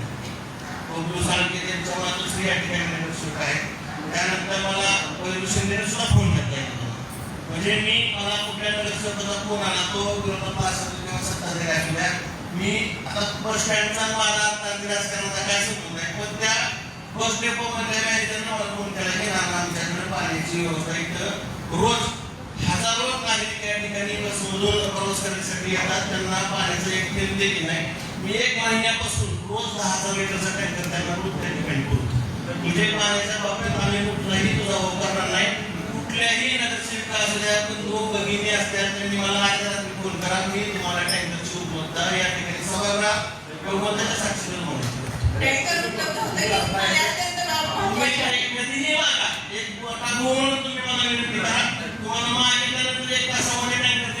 पाणी पुरवठ्याची सोय करणं ही पाणी पुरवठा विभागाची जबाबदारी आहे. तरी देखील ते जबाबदारी घेत आहेत. त्यांना फार काळ जबाबदारी द्यायची वेळ आणू नका पाणी पुरवठा विभाग, कारण नगरपालिकेचं काम आहे पाणी देणं हे. या 14 नंबर विषय क्रमांक 1 ते 13 सर्वानुमते मंजूर. विषय क्रमांक 14 साठी बार्शी नगर परिषदेस शासन निर्णयाप्रमाणे वेळोवेळी 15व्या वित्त आयोगातून निधी प्राप्त होतो. त्यानुसार संदर्भीय शासन निर्णयाप्रमाणे बार्शी नगर परिषदेस प्राप्त होणाऱ्या निधीच्या वितरणाबाबत कार्यपद्धती निश्चित केलेली आहे. त्यानुसार प्राप्त निधीचे कायमस्वरूपी विनियोग करण्यासाठी खालील कामे प्रस्तावित करण्यात आलेली आहे. क्रमांक 1 अमृत 2 योजनांतर्गत बार्शी शहर पाणी पुरवठा योजना, राज्य व जिल्हा नगरोत्थान योजनांतर्गत येणाऱ्या व केंद्र व राज्य शासनाच्या अन्य योजनेच्या कामाची लोकवर्गणी पोटी नगर परिषद स्वहिश्याची रक्कम भरणा करणे. अनुक्रमांक 2 पाणी पुरवठा योजनेचे जलसंपदा विभागाची अशुद्ध पाणी खरेदीची देयके अदा करणे. अनुक्रमांक 3 बार्शी कुर्डवाडी व चांदणी पाणी पुरवठा योजना देखभाल व दुरुस्ती करणे. अनुक्रमांक 4 बार्शी शहरातील घनकचरा संबंधित सर्व कामे करणे. अनुक्रमांक 5 बार्शी शहरातील नाले पाणी पुरवठा जाळ्यांची दुरुस्तीची कामे करणे. अनुक्रमांक 6 पाणी व्यवस्थापना संबंधित सर्व कामे करणे. अनुक्रमांक 7 बार्शी शहरातील सांडपाणी प्रकल्प देखभाल दुरुस्ती करणे. वरील सर्व कामे अनुज्ञ आहे. तसेच वरील बाबींपैकी शासन निर्णयाप्रमाणे मुख्याधिकारी यांना देण्यात आलेले अधिकार वापर करण्यास व ज्या बाबीस माननीय जिल्हाधिकारी साहेब यांना प्रशासकीय मंजुरी देण्याचे अधिकार देण्यात आलेले आहेत त्याचा प्रस्ताव माननीय जिल्हाधिकारी साहेब यांच्याकडे प्रशासकीय मंजुरीसाठी सादर करणे व प्रशासकीय मंजुरी प्राप्त झाल्यानंतर निधीचा विनियोग करून देयके अदा करण्यास मंजुरी देण्यात येत आहे. अध्यक्ष महोदय, 15 वित्त आयोगामध्ये टाईट फंड आणि अनटाईड फंड असे दोन पद्धतीचं बायफर्केशन आहे. त्याच्यामध्ये सर्वात महत्वाची गोष्ट, टाईट फंड मध्ये तुम्हाला 50% अनुदान हे drinking water, rain water harvesting, recycling याच्यावर, सॉलिड वेस्ट मॅनेजमेंटवर 50%, अशा पद्धतीनं 50-50% बायफर्केशन त्यांनी करून दिलेले. हा प्रश्न राज्य स्तरावरचा आहे. तुम्ही काही म्हणाला त्यांच्या आधी खुलासा होतो. नाही काय होतंय, काही बी आम्ही वाक्य बोललं की लगेच सांगावं लागण्याचा प्रकार आहे ते. आणि या सगळ्या परिस्थितीत 15व्या वित्त आयोगाचा निधी मुख्याधिकारी साहेब सगळंच तुम्ही टाईट करून टाकताय. एकतर शासनाची परिस्थिती पाहता, इकडून येणारा निधीचा फ्लो पाहता, जर हा 15 वित्त आयोग तुम्हाला मिळायला पाहिजे असेल तर माणशी 135 लिटर पाणी तुम्ही देणं कंपल्सरी. त्याच्यामध्ये अटी शर्तीमध्ये 15 वित्त आयोगाचा निधी घेत असताना पान क्रमांक शासन GR त्याच्यामध्ये स्पष्टपणाने म्हटलेलं आहे water supply in litre per capita 135 litre. आणि दुसरी महत्वाची गोष्ट, household covered with sewerage 100%. आताशी आपले 2 झोन पूर्ण झाले. मुख्याधिकारी साहेब 2 झोन मधलं कम्प्लेशन देत असताना DPR मध्ये असणारी हाऊस होल्ड सुद्धा तुम्ही जोडलेले नाही. विकासाला विरोध केला या नावाखाली त्याचा बवाल होईल म्हणून आम्ही गप्प आहोत. आजही तुमच्या मागणी प्रश्न सांगतो की त्याचं UC दिली आहे तुम्ही, युटिलायझेशन सर्टिफिकेट. DPR प्रमाणे आज पर DPR काम पूर्ण झालंय म्हणून, मात्र DPR प्रमाणे काम झालेलं नाही. DPR मध्ये मेन्शन असलेल्या आजही अनेक गल्ल्या, अनेक छोटी गोळं जिथं मॅन्युअल काम करावं लागत होतं ते मशिनाईजचं काम करायचं नाही म्हणून ती कामं वगळलेली आहेत. आणि ते वगळून आजही ड्रेनेज सगळं स्ट्रॉंग वॉटर ड्रेन मध्येच जातंय. मग याही जर परिस्थिती असेल तर 15 वित्त आयोगाला आपण चाललोय. 15 वित्त आयोगाला आपण आता 7 पद्धतीचे प्रावधान तुम्ही ठेवताय. आणि ह्या सगळ्या परिस्थितीत काम करत असताना आपण नेमकं कुठं आहोत याचा विचार करणार आहेत की नाही? काय शासनाची परिस्थिती पाहता आता तुम्हाला 50% सॉलिड वेस्टवर काम खर्च करायचं, 50% वॉटर सप्लायवर खर्च करायचा. बांधून दिले तुम्हाला 135 लिटर पाण्याची अट आहे. सेवरेज सिस्टम प्रत्येक घराला पोहोचलंय का याची अट आहे का आपलं सांगा. भविष्यात याच्या ज्या काही अडचणी येणार त्या संदर्भात मी आताच तुम्हाला अवगत करतोय. सभागृहात आमची लायबिलिटी अशी आहे की कुठेही आपल्या भूमिकेमुळं कामाला विरोध होऊ नये, परंतु हे तुमच्या निदर्शनास आणलं गरजेचं आहे. कारण सांगा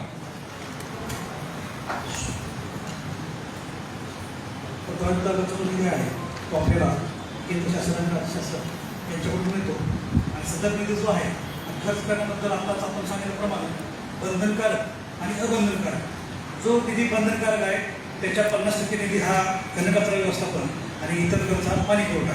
आणि आता जे आपण 7 फेर प्रपोज केलेले आहे ते त्या दृष्टिकोनातून आलेल्या निधीचं नियोजन करूनच प्रपोज केलेलं आहे.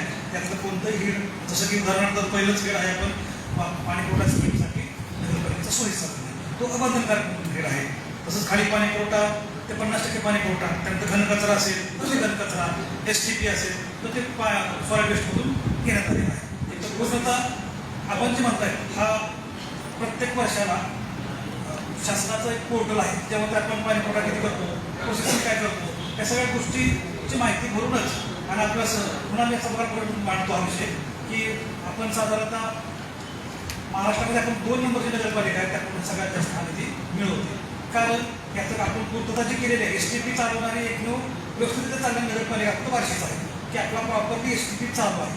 तर त्यामुळे ह्या निधी आपल्याला मिळतोय. आणि आपण जो म्हणताय त्याची आम्ही 100% ठरवताना घेतोय की त्याच शेअरवरती हा त्याचा खर्च. माझं म्हणलं काय सेवरेज चालवतोय आपण. हो, महाराष्ट्रात आपण मिळवतोय 15 वित्त आयोग. पूर्वी चालवणाऱ्या सगळ्या व्यवस्थेमुळे आहे. परंतु माझा मुद्दाच आपण दुर्लक्षित केला की ज्या 2 झोनमध्ये सिस्टमचं काम झालं त्याच्यामध्ये जे डीपीआर मध्ये मेन्शन केलेले भाग होते तिथं काम झालेलं नाही तरी देखील मुख्याधिकाऱ्यांनी युसी दिलेली आहे. हा मुद्दा नंबर 1. आणि 135 मानशी पाणी मिळत नाही हा मुद्दा नंबर 2. आपण जो म्हणता युसी दिली किंवा पूर्ण तपासून घेतो काय परिस्थिती आहे आणि 135 एलपीसीची आपण जो मुद्दा म्हणताय आपल्याला सप्लाय स्कीम त्याच बेसवरती मंजूर झालेली आहे. दिलं पाहिजे असं म्हणतात. आपल्याला कल्पना आपण आज रोजी 80% काम पूर्ण केले तेच बरोबर आहे. तर अपेक्षित आहे. सूचनेस अनुकूलमध्ये सूचना सर्वानुमते मंजूर. विषय क्रमांक 15 साठी बार्शी शहरात प्रभाग क्रमांक 1 ते 5 विविध ठिकाणी पाईपलाईन टाकणे वगैरे 1 ते 3 कामास मुदतवाढ बाबत. अनुक्रमांक 1 बार्शी शहरात प्रभाग क्रमांक 1 ते 5 ठिकाणी पाईपलाईन टाकणे. अनुक्रमांक 2 बार्शी शहरात प्रभाग क्रमांक 6 1 ते 10 ठिकाणी पाईपलाईन टाकणे. अनुक्रमांक 3 बार्शी शहरात प्रभाग क्रमांक 11 1 ते 15 ठिकाणी पाईपलाईन टाकणे. वरील कामे ही 15व्या वित्त आयोगाच्या बंधनकारक अनुदान नगर परिषद फंडामधून हाती घेण्यात आलेली असून त्यांना कॉलम क्रमांक 4 नुसार कामाचे आदेश देण्यात आलेले असून प्रत्यक्ष कामावर लाईन आउट देणे कामे शाखा अभियंता गेले असता सदर ठिकाणी नागरिकांनी अतिक्रमणे केल्याचे निदर्शनास आलेले होते. तसेच सदर अतिक्रमणे काढण्यास विलंब झाल्यामुळे प्रत्यक्ष कामास सुरुवात करण्यास विलंब झालेला आहे. सदरची कामे ज्याप्रमाणे नागरिकांची मागणी येईल त्याप्रमाणे करावायची आहे. तसेच सदर कामाची मुदत दिनांक 29/11/2024 रोजी संपलेली असून सदर कामाचे ठेकेदार यांनी दिनांक 31/12/2026 पर्यंत मुदतवाढ मागितलेली आहे. तसेच बार्शी शहरात प्रभाग क्रमांक 11 ते 15 विविध ठिकाणी पाईपलाईन टाकणे या कामामधील 6 इंची पाईपलाईन ऐवजी 10 इंची पाईपलाईन धस पिंपळगाव रोडवरील साईनगरी ते राष्ट्रमाता जिजाऊ नगर घरकुल योजनेअंतर्गत 10 इंची पाईपलाईन टाकणे आवश्यक आहे व सदर काम करताना अंदाजपत्रकापेक्षा जादा खर्च होणारा नाही याची दक्षता घेण्यात येईल. तरी वरील अनुक्रमांक 1 ते 3 कामासाठी दिनांक 31/12/2026 पर्यंत विनादंड मुदतवाढ देण्यास मंजुरी देण्यात येत आहे. सूचनेस अनुकूल काय काम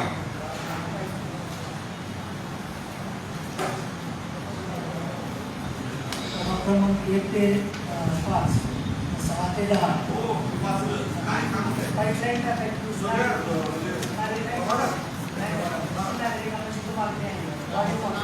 पाईपलाईनची वाढीव मागणी इस्टिमेट केलेले आहे पण क्वांटिटी काढून ठेवलेली आहे. फक्त कुठून कुठं टाकायचे क्वांटिटी थोड्या शिल्लक आहे. अंदाजपत्रक केलेलं आहे त्याचं पण आपण काय करतो क्वांटिटी लावून समजवली होती जसे काही नागरिकाची मागणी येते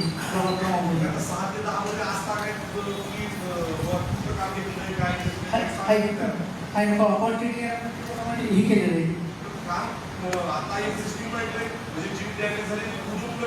नाही जिथं पाईपलाईनला पाईपलाईन नव्हत्या त्या ठिकाणी आपण जे पाईपलाईन टाकतोय ना त्याचा विषय हा. क्वांटिटी कमी आहे जे 1500 मीटर 1200 मीटर अशी सगळ्यांनी क्वांटिटी शिजली आहे. सूचना सर्वानुमते मंजूर. विषय क्रमांक 16 गणेश तलाव ते कचरा डेपोपर्यंत HDPE पाईपलाईन व पंपिंग मशिनरी पुरविणे व टाकणे. अनुक्रमांक 1 ते 2 चे प्राकलन रक्कम रुपये 39,73,295 चे कामास प्रशासनिक मंजुरी मिळण्याबाबत. अनुक्रमांक 16 ते 30 सर्वानुमते मंजूर. विषय क्रमांक 31 नगर परिषदेकडील वाहन क्रमांक MH13P 0407 टाटा सफारी हे वाहन गेल्या 13 वर्षापासून वापरत असलेले सदर वाहनाची रनिंग 2,32,000 किलोमीटर इतकी झालेली आहे. त्यामुळे सदर वाहनामध्ये वारंवार बिघाड निर्माण होत असल्याने सदर वाहनाचे स्पेअर पार्ट स्थानिक बाजारपेठेत उपलब्ध होत नसल्याने वाहन दुरुस्ती करण्यास अडथळा निर्माण होत आहे. तरी हे वाहन वारंवार दुरुस्ती करण्याऐवजी उपप्रादेशिक परिवहन अधिकारी सोलापूर यांच्याकडून सदर वाहनाची व्हॅल्यू प्राप्त झाल्यानंतर सदरचे वाहन जाहीर लिलावाद्वारे विक्री करणे योग्य होणार आहे. तरी सदर लिलावाद्वारे विक्री करणे कामी वर्तमानपत्रात जाहीर प्रसिद्धीकरणाचे बिल अदा करण्यास व इतर अनुषंगिक खर्चास मंजुरी व माननीय अध्यक्ष साहेब यांच्याकरिता नवीन वाहन GEM पोर्टल ई निविद्याद्वारे खरेदी करण्यास व बिल अदा करण्यास मंजुरी देण्यात येत आहे. वाहन विभाग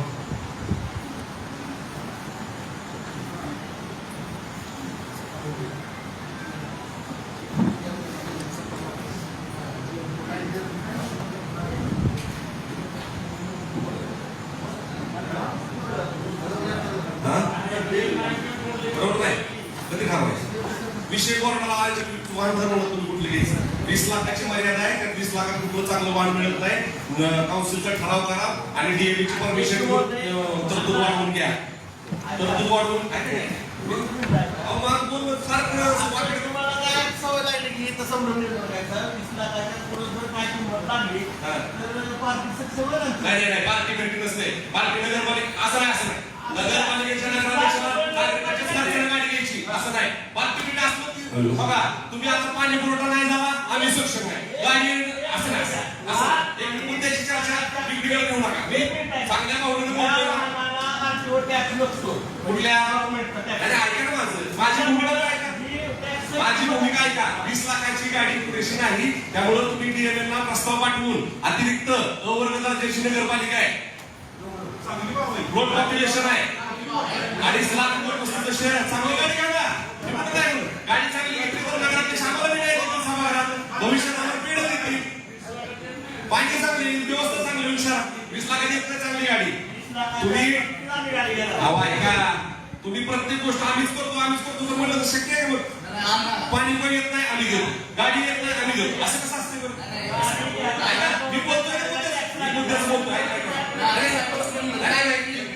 ते तुम्हाला कळलं मला मी कळलं ऐका की गडकरी तुमचं जबाबदारी आहे सुरळीत चाललंय भरपूर द्यायचं का तुमची जबाबदारी आहे 20 लाखाचं घेणार नाही मी काय म्हणतोय मी प्रामाणिकपणे सांगितलं 20 लाखाची गाडी ऐका की माझं असं तुमच्या आमच्या ह्याच्यात मी जास्त म्हणत ताईला गाडी बसायचं राहायचं असं बरोबर नाही आम्ही बसवणारच काळजीच करू नका नाही पार्टी पेटी बसता येते इथं नगरपालिका नसते प्रशासनाचं उत्तर आहे का पाटोळे साहेब बोला वाहन विभाग प्रमुखाच्या वतीनं पाटोळे साहेब सगळ्या विभागाच्या वतीनं बोलत आहोत तुम्ही बोला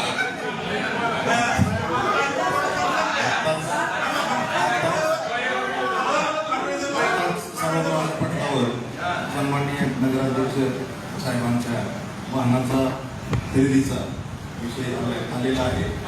आजच्या अजेंड्यावर असलेला जो विषय आहे वाहनाचं निर्लेखन करून त्याचं कोटेशन किती होतं बघून जाहीर केल्यावर त्याची विक्री करणे आणि त्याच्यानंतर नवीन वाहनाकरता सन्माननीय अध्यक्षांच्या चॉईसने आणि जो काही निधी खर्च करण्याकरता मुभा असेल त्याचा समतोल साधून वाहन खरेदी करण्याचा मानस आहे असा विषय प्रशासनाची मेघ आहे अशी गलगल करायची नाही पुन्हा नवीन विषय पुन्हा सभागृह आताच मंजुरी घ्या आमची सहमती आहे ना परत तुम्ही नवीन वाहन सिलेक्ट करणार अध्यक्षांना अधिकार देऊन टाका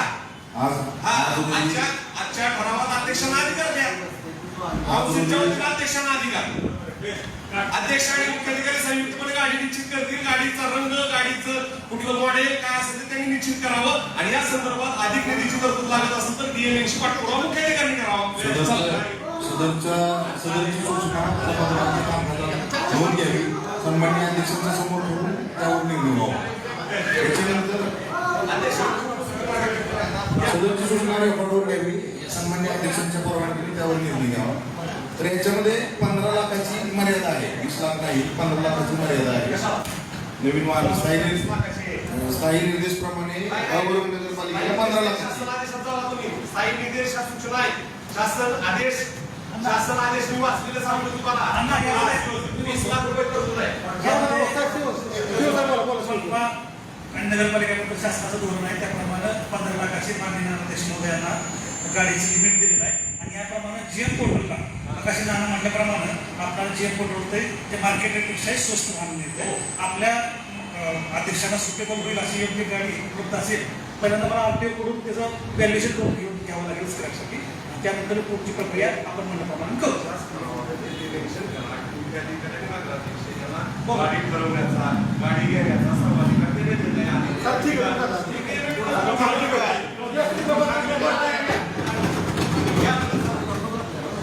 या पुढचा विषय घ्या. गाडी आता पुढे गेलेली आहे. 37 गाडी पुढे गेलेली आहे. 32 ते 36 सर्वानुमते मंजूर. विषय क्रमांक 37 अनुक्रमांक 1 बार्शी नगर परिषदेसाठी गट नंबर 57 चा एक प्लॉट नंबर 845 खुली जागा येथे विहीर खोदणे प्राकलन रक्कम रुपये 12,19,329. अनुक्रमांक 2 बार्शी नगर परिषदेसाठी गट नंबर 122 चा 1 123 चा 2 122 चा 3 प्लॉट नंबर 454 खुली जागा येथे विहीर खोदणे प्राकलन रक्कम रुपये 12,19,329. अनुक्रमांक 3 बार्शी नगर परिषदेसाठी गट नंबर 49 चा 1 49 चा 11 प्लॉट नंबर 54 खुली जागा येथे विहीर खोदणे प्राकलन रक्कम रुपये 12,19,329. विषयांकित कामांना शासनाच्या पात्र होणाऱ्या इतर शासकीय योजनेतून अथवा नफा निधीतील लेखाशीर्षातून प्रस्तावित केले असून सन 2022-23 चे राज्य दर सूचीनुसार नमूद कामाची प्राकलने तयार केली असून त्यास महाराष्ट्र नगर परिषद लेखासंहिता 2013 चे नियम नंबर 121, 122 व 123 अन्वये प्रशासनिक मंजुरी तसेच प्रशासनिक मंजुरी मिळाल्यानंतर तांत्रिक मंजुरीसाठी कार्यकारी अभियंता महाराष्ट्र जीवन प्राधिकरण विभाग सोलापूर यांच्याकडे सादर करण्यास व तांत्रिक व प्रशासकीय मंजुरी मिळाल्यानंतर विहित निविदा प्रक्रियेचा अवलंब करण्यास व अनुषंगिक खर्चास मंजुरी देण्यात येत आहे. सूचनेस या संदर्भात मुख्याधिकारी साहेब, माझ्या माहितीनुसार UDCPR मध्ये हे प्रावधान बसत नाही. आपला स्वयंस्पष्ट अहवाल द्यावा.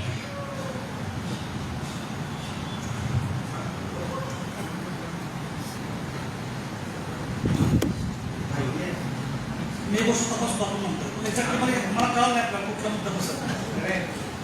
UDCPR मध्ये आता जो विषय घेतला, विषय बघितला हो हा विषय जो घेतला आहे 37 नंबर ते बसत नाही अशी माहिती मिळते. काय नेमकं तुमचं स्वयंस्पष्ट अभिप्राय द्या सभागृहाला. पाणी पुरवठ्यासाठी निधी काढणं वॉटर सप्लायचं करताय का आपल्याला? कुठे करताय? त्याच ओपन स्पेस मधल्या झाडांसाठी पाणी बंद करणं हा त्याचा उद्देश आहे. नाही, बिंदर विहीर आहे का विहीर आहे? मोठी विहीर. हो आपण त्याचं पाणी त्याला कायम उपलब्ध आहे त्यासाठी आपण प्रयत्न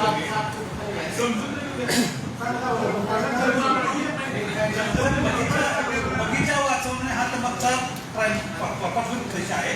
कारण आपण नुसतं झाड वाचत गेलो आणि पाण्याचा टँकर कसं आहे UDCPR मध्ये ओपन स्पेस मध्ये काय करावं काय करू नये याचं प्रावधान दिलेलं आहे. त्याच्यामध्ये माझ्या वाचनात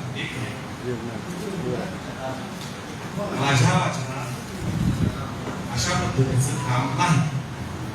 आपल्याकडे जर काही त्याची माहिती असेल तर सभागृहाला आपण द्यावी. नक्की नक्कीच काय स्विमिंग बाकीच्या भरपूर ऍक्टिव्हिटी उपलब्ध आहेत त्यात. कन्स्ट्रक्शन फक्त करणारा रिस्ट्रिक्शन्स आहे.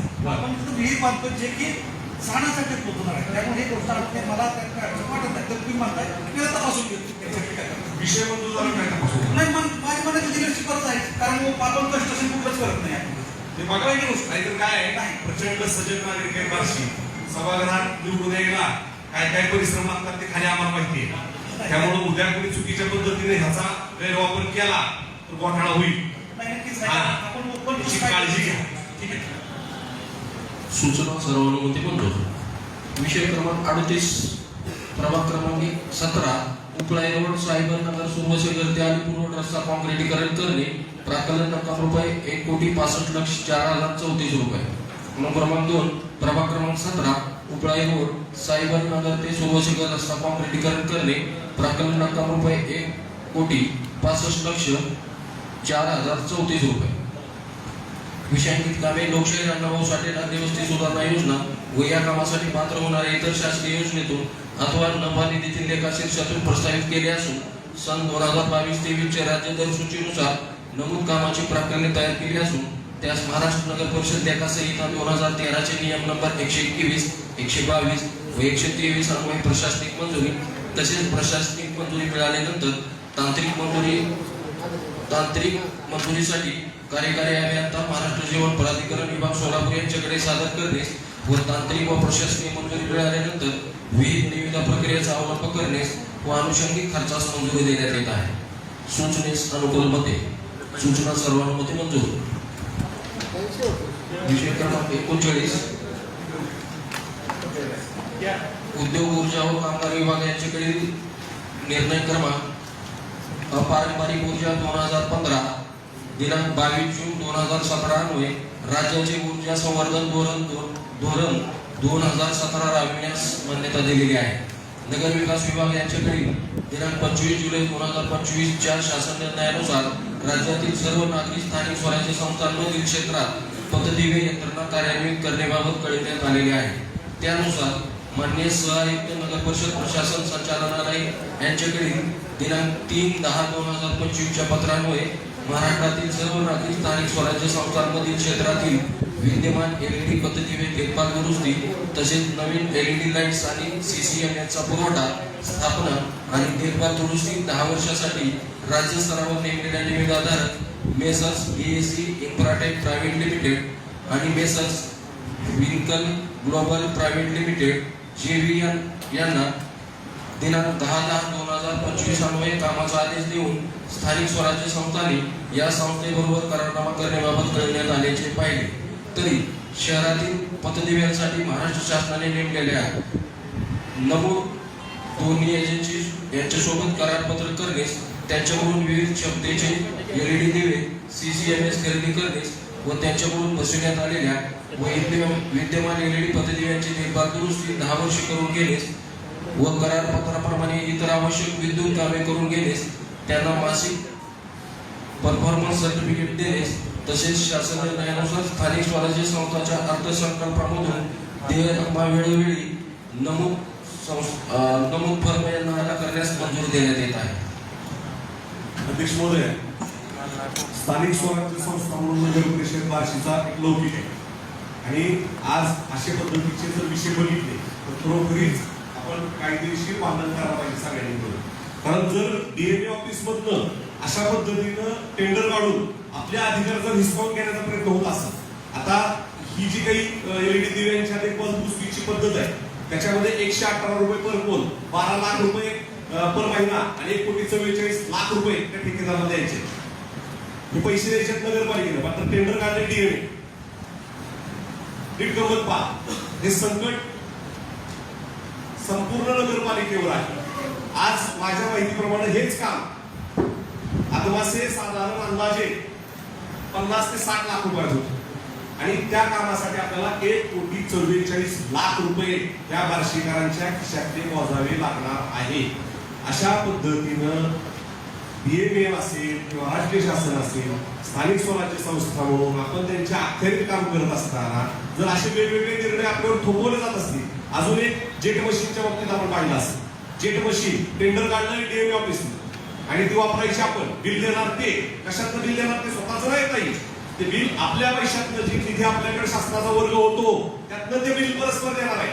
तसंच स्वच्छता सर्वेक्षणाच्या बाबतीत गड्डा गाडी घरोघरी येते करायचं, स्कॅनिंग होते, ते रिपोर्टिंग जाते DMA ऑफिसला, ते देखील टेंडर DMA ऑफिस जातात. आपण कायदेशीर सातत्यानं कामाचा आग्रह केलाय. वास्तविक पाहता हे नगर परिषदांवरचं आलेलं मोठं संकट आहे. भविष्यात मला सांगा, नुसतं सभागृहात यायचं आपण ओरडून जायचं एवढंच काम आपल्या हातात आहे. सगळीच कामं जर राज्यस्तरावर अशा पद्धतीनं चुकीच्या पद्धतीनं जर चालली तर त्याला कुठेतरी आपण दाद फिर्याद मागणं गरजेचं आहे. या बाबतीत मुख्याधिकाऱ्यांनी त्यांचं निवेदन सादर करावं की बाबा हे कितपत योग्य आहे. स्थानिक स्वराज्य संस्था म्हणून आपल्याला अधिकार आहे, आपण आपली जे, आणि मला सांगा ह्याच्यात विद्युत पुरवठा बोलतोय, जर 50-60 लाख रुपये होणार काम 1,44,00,000 लाखाला द्यायचे, टेंडर फायनल करणारी एजन्सी ते, तुम्ही फक्त बिलं देत राहा. काही काही कामामध्ये तर तुम्ही बिलं सुद्धा द्यायची, बिलं पण आम्हीच देणार.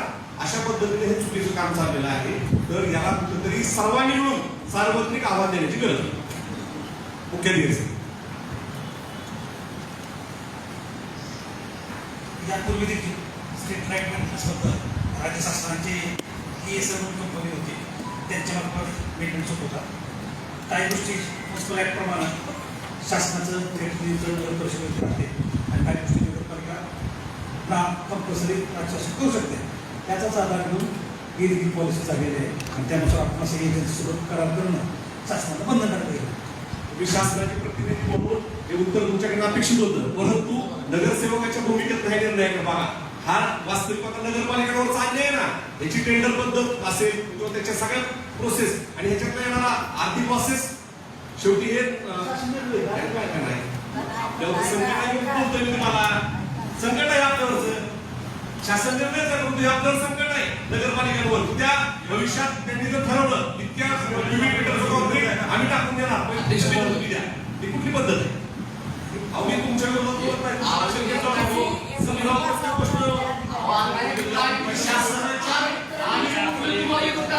शासनाच्या भूमिकेच्या बद्दल आम्ही भूमिका स्थानिक स्वराज्य संस्थांचं कंबरड जोडणारी आहे. वस्तुस्थिती अशी आहे अण्णासाहेब की आपल्या राज्याचे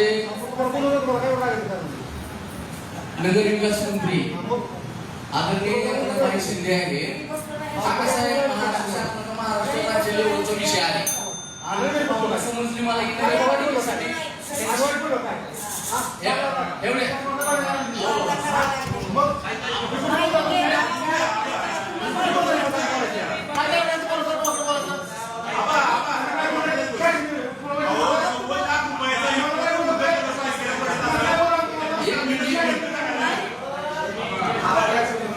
शासन निर्णय आहे.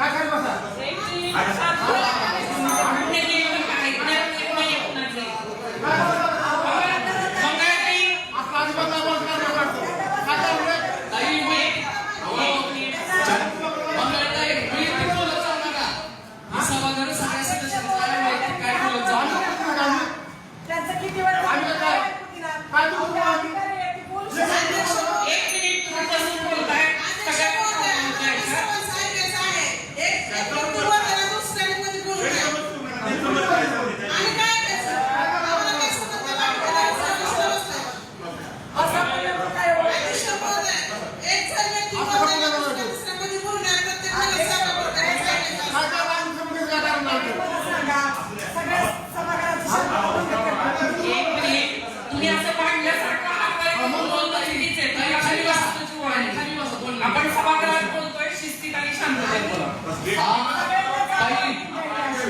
अध्यक्ष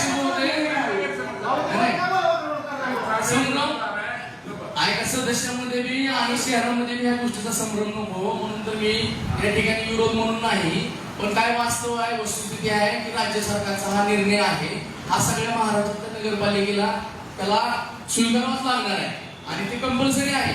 असं आपण एक सदस्य या सभागृहात असताना आपल्याला या सगळ्या कायदेशीर बाबी माहीत असताना हा सभागृहाचा विषयच नाही. जो शासनानं आपल्याला जे असतो, आदेश असतो, तो काम आहे या सभागृहातून स्वीकारायला. आपल्याला जर ह्या बाबतीत काय भूमिका मांडायची असेल तर शासन दरबारी आपण हा विचार मांडावा. विरोधी पक्ष नेते ते सांगतात आणि विद्यमान की आपल्याला बरोबर आहे. आता बार्शी शहराचं भाग्य आहे की आपल्याकडे एक नाही तर 2 आमदार आहेत. तर शासन दरबारी आता चांगलं वजन आहे. तर तुम्ही तुमच्या प्रयत्नांना ही कशी बाब चुकीची आहे, नगरपालिकेवर कशी अन्यायकारक आहे हे तुम्ही तुमच्या ह्याच्यातून मांडू शकता, पण ही सभागृहाचा विषय नाही.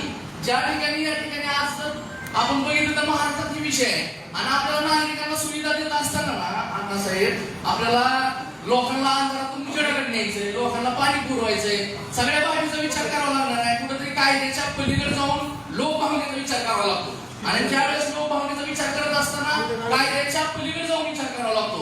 जसं की मग बगीच्यामध्ये विहिरिका लागते. आता आमचा नेते आदरणीय राजाभाऊ राऊत ही वृक्षप्रेमी आहे, नानासाहेब राऊत वृक्षप्रेमी आहे. आम्ही सगळे त्यांच्या नेतृत्वाखाली आम्हालाही त्या वृक्षप्रेमीची आवड निर्माण झालेली आहे. तुम्ही बघितलं शहरामध्ये हरित क्रांती होती आणि त्या बगीच्यामध्ये उद्या ज्याला तर झाडं सुटली, झाडं जर सुटली तर त्या झाडांचा कत्तल केल्यासारखं आहे. जी महाग काहीतरी स्वतःच काहीतरी केलं आणि मग म्हणले झाडाची कत्तल भविष्यात त्या झाडांना काय त्रास पाहिजे, झाडांना पाहिजे. तुम्ही काय करता वळणावर नाही, आमचा चौकातच असतो चुकीच्या पद्धतीने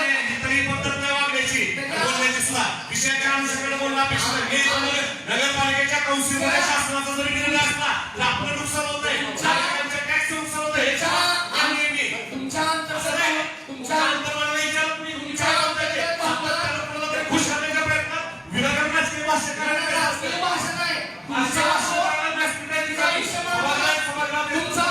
तुमचा विषय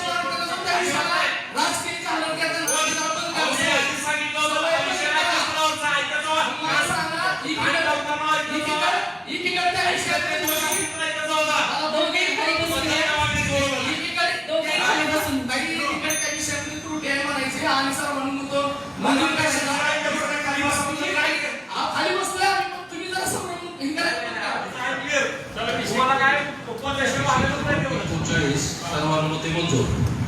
विषय क्रमांक 40 प्रभाग क्रमांक 7 जनसेवा शाळेजवळ जाजूगर ते पाटीलगर रस्ता डांबरीकरण व गटर करणे कामाची निविदा. मान्य प्रशासकीय ठराव क्रमांक 521 दिनांक 11/3/2024 अन्वये मंजूर प्राकलन रक्कम रुपये 64,88,116 अंदाजपत्रकीय दराची ठेकेदार प्रदीप दिलीप गायकवाड यांची मंजूर करण्यात आलेली होती. मंजुरीनुसार योग्य ते स्टॅम्प पेपरवर त्यांनी करारपत्र करून दिलेले होते. त्यांना जावा क्रमांक 13/29 दिनांक 11/3/2024 अन्वये कामाचा आदेश देण्यात आला होता. सदरचे काम नागरी दलित वस्ती सुधारणा योजनेअंतर्गत मंजूर आहे. सदर कामाचे अंदाजपत्रक रक्कम रुपये 64,88,116 असून सदरचे काम पूर्ण झालेले असून त्या कामी पहिले रनिंग बिल रक्कम रुपये 37,53,139 ठेकेदार यांना अदा करण्यात आलेले आहे व उर्वरित कामाचे दुसरे रनिंग बिलाचे देयक देणे बाकी आहे. मात्र सदर कामाच्या मंजूर अंदाजपत्रकीय रकमेमधील सर्वसाधारण अंदाजे रक्कम रुपये 15,30,524 एवढी शिल्लक राहत आहे. तरी सदर शिल्लक रक्कम स्थानिक नागरिकांच्या मागणीनुसार त्याच प्रभागामध्ये गटर काम करणे गरजेचे आहे. तसेच सदर गटरचे काम करतेवेळी मंजूर अंदाजपत्रकातील परिमाणापेक्षा काही बाबीचे परिमाण वाढणार आहे. त्यामध्ये equation, M20 PCC, M20 raft, M20 फर्दी, reinforcement या बाबीचा समावेश होतो. तसेच सदरचे काम मंजूर अंदाजपत्रकातील शिल्लक रकमेतून केलेस होणारा खर्च हा प्रकरणाच्या मंजूर रकमेपेक्षा जादा होणारा नाही. त्यामुळे सदर शिल्लक रकमेतून काम करणे योग्य होणार आहे. तसेच सदरचे काम करणे कामी ठेकेदार यांनी संदर्भ क्रमांक 3 अन्वये मुदतवाढ मागणी अर्ज दिलेला आहे. तरी सदरच्या कामाच्या शिल्लक रकमेतून त्याच प्रभागामध्ये गटरचे काम करण्यास मंजुरी देण्यात येत आहे. तसेच वाढीव बाबीची परिमाणासही मंजुरी देण्यात येत आहे. तसेच केलेल्या कामाची बिले अदा करण्यासही मंजुरी देण्यात येत आहे. तसेच सदर कामास ठेकेदार यांच्या मागणीवरून माहे ऑगस्ट 2026 पर्यंत विनादंड मुदतवाढीस मंजुरी देण्यात येत आहे. सदरचं काम नागरी दलित वस्ती मधून होतं. 64 लाखाचं इस्टिमेट आहे. इस्टिमेट करताना कॅटेगरीज आहेत. प्रॉपर इस्टिमेट होत नाही हाच मुद्दा पुन्हा येतो. 64 लाखाचं इस्टिमेट असताना 15 लाखाची जर शिल्लक राहत असेल तर इस्टिमेट प्रॉपर करत नाहीत लोक. आता वास्तविक पाहता 2024 मधलं काम आहे, 26 सुरू आहे. ह्या 2 वर्षाच्या काळात काम करत असताना 15 लाखाची जर शिल्लक राहत असेल तर इस्टिमेट प्रॉपर जागेवर जाऊन केली जात नाही हा मुद्दा पुन्हा एकदा अधोरेखित होतो. त्याचबरोबर या ठिकाणी आता वास्तविक पाहता प्रत्येक विषयाची टिप्पणी ही कायदेशीर सचिव म्हणून तुमच्याकडून विधिवत अपेक्षित आहे. जे नवीन काम घेणार आहे त्याची टेक्निकल सायन्स घ्यावी लागेल. हे मेन्शन करणं गरजेचं. काय बरोबर काय प्रत्येक विषयावर चर्चा केलं की मग विरोधाभास बोललो जातो किंवा विरोधी बोललो जातो असं एक गैरसमजाचं वातावरण होतं.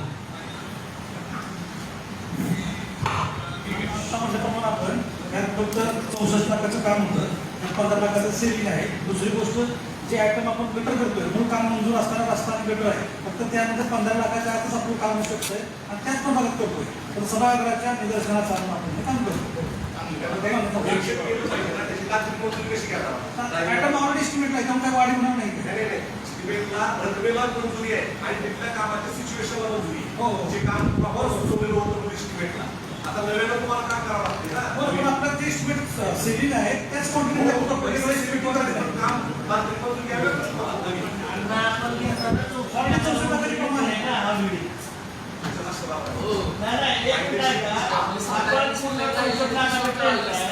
आपण मंजुरी घेताना 64 लाखाला घेतलेले आणि 64 लाखाचं बघायचं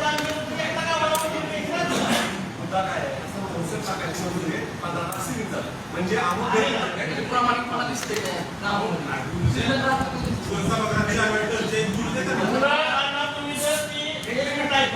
मुद्दा माझा आहे की टेक्निकल भाषेत जर तुम्हाला सांगायचं बरोबर त्याच्यावर इस्टिमेट करायचं 64 लाख.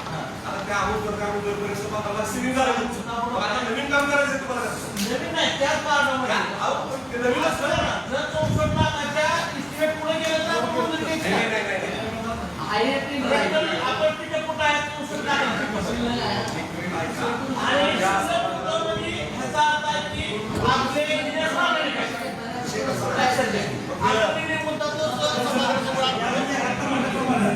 मी तुम्हाला जस्ट यामध्ये काम करताना ऑलरेडी डिपार्टमेंट मंजूर आहे. आपल्या अकाउंट कोड प्रमाणे जर इस्टिमेटच्या 10% एक्स्ट्रा काम होत असेल तर आपल्याला नवीन इस्टिमेट करावं लागतं. वास्तवता आपण 64 लाखाच्या आतच काम करतोय. फक्त त्या ठिकाणी लोकेशन त्याच प्रभागामध्ये थोडंसं चेंज होते. यामुळे ही गोष्ट सगळ्यांच्या निदर्शनास आणून लोकेशन चेंज होते. आम्ही ह्याच क्वांटिटीमध्ये सिव्हिलमध्येच काम करतोय, ज्याला 10%च्या वर आम्हाला जायची गरज नाही. त्याच्यामुळे आपण प्रश्न ठेवतो. पण सजग नागरिकांसाठी अध्यक्ष महोदय बरोबर आहे, मुद्दा बरोबर आहे. पण मी ह्या संदर्भात मी परमिशन आहे मी बोलतोय त्या दिशेने तुझ्या परमिशन असते.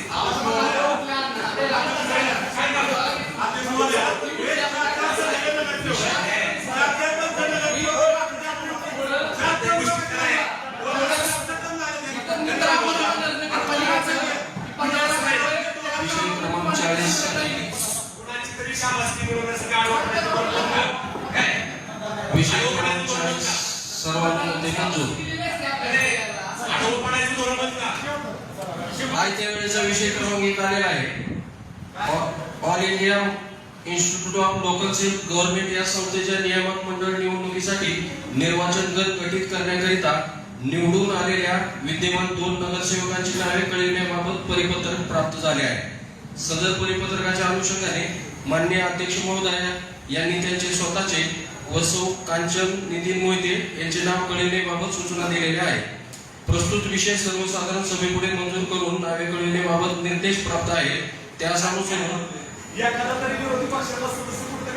सौ तेजस्विनी प्रशांत खत्रे व सौ कांचन नितीन मोहिते यांचे नाव कळविण्यास मंजुरी देण्यात येत आहे.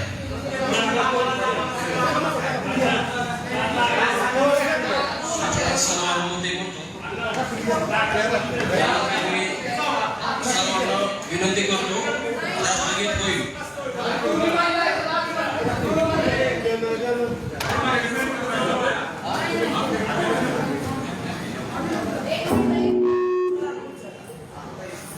बोला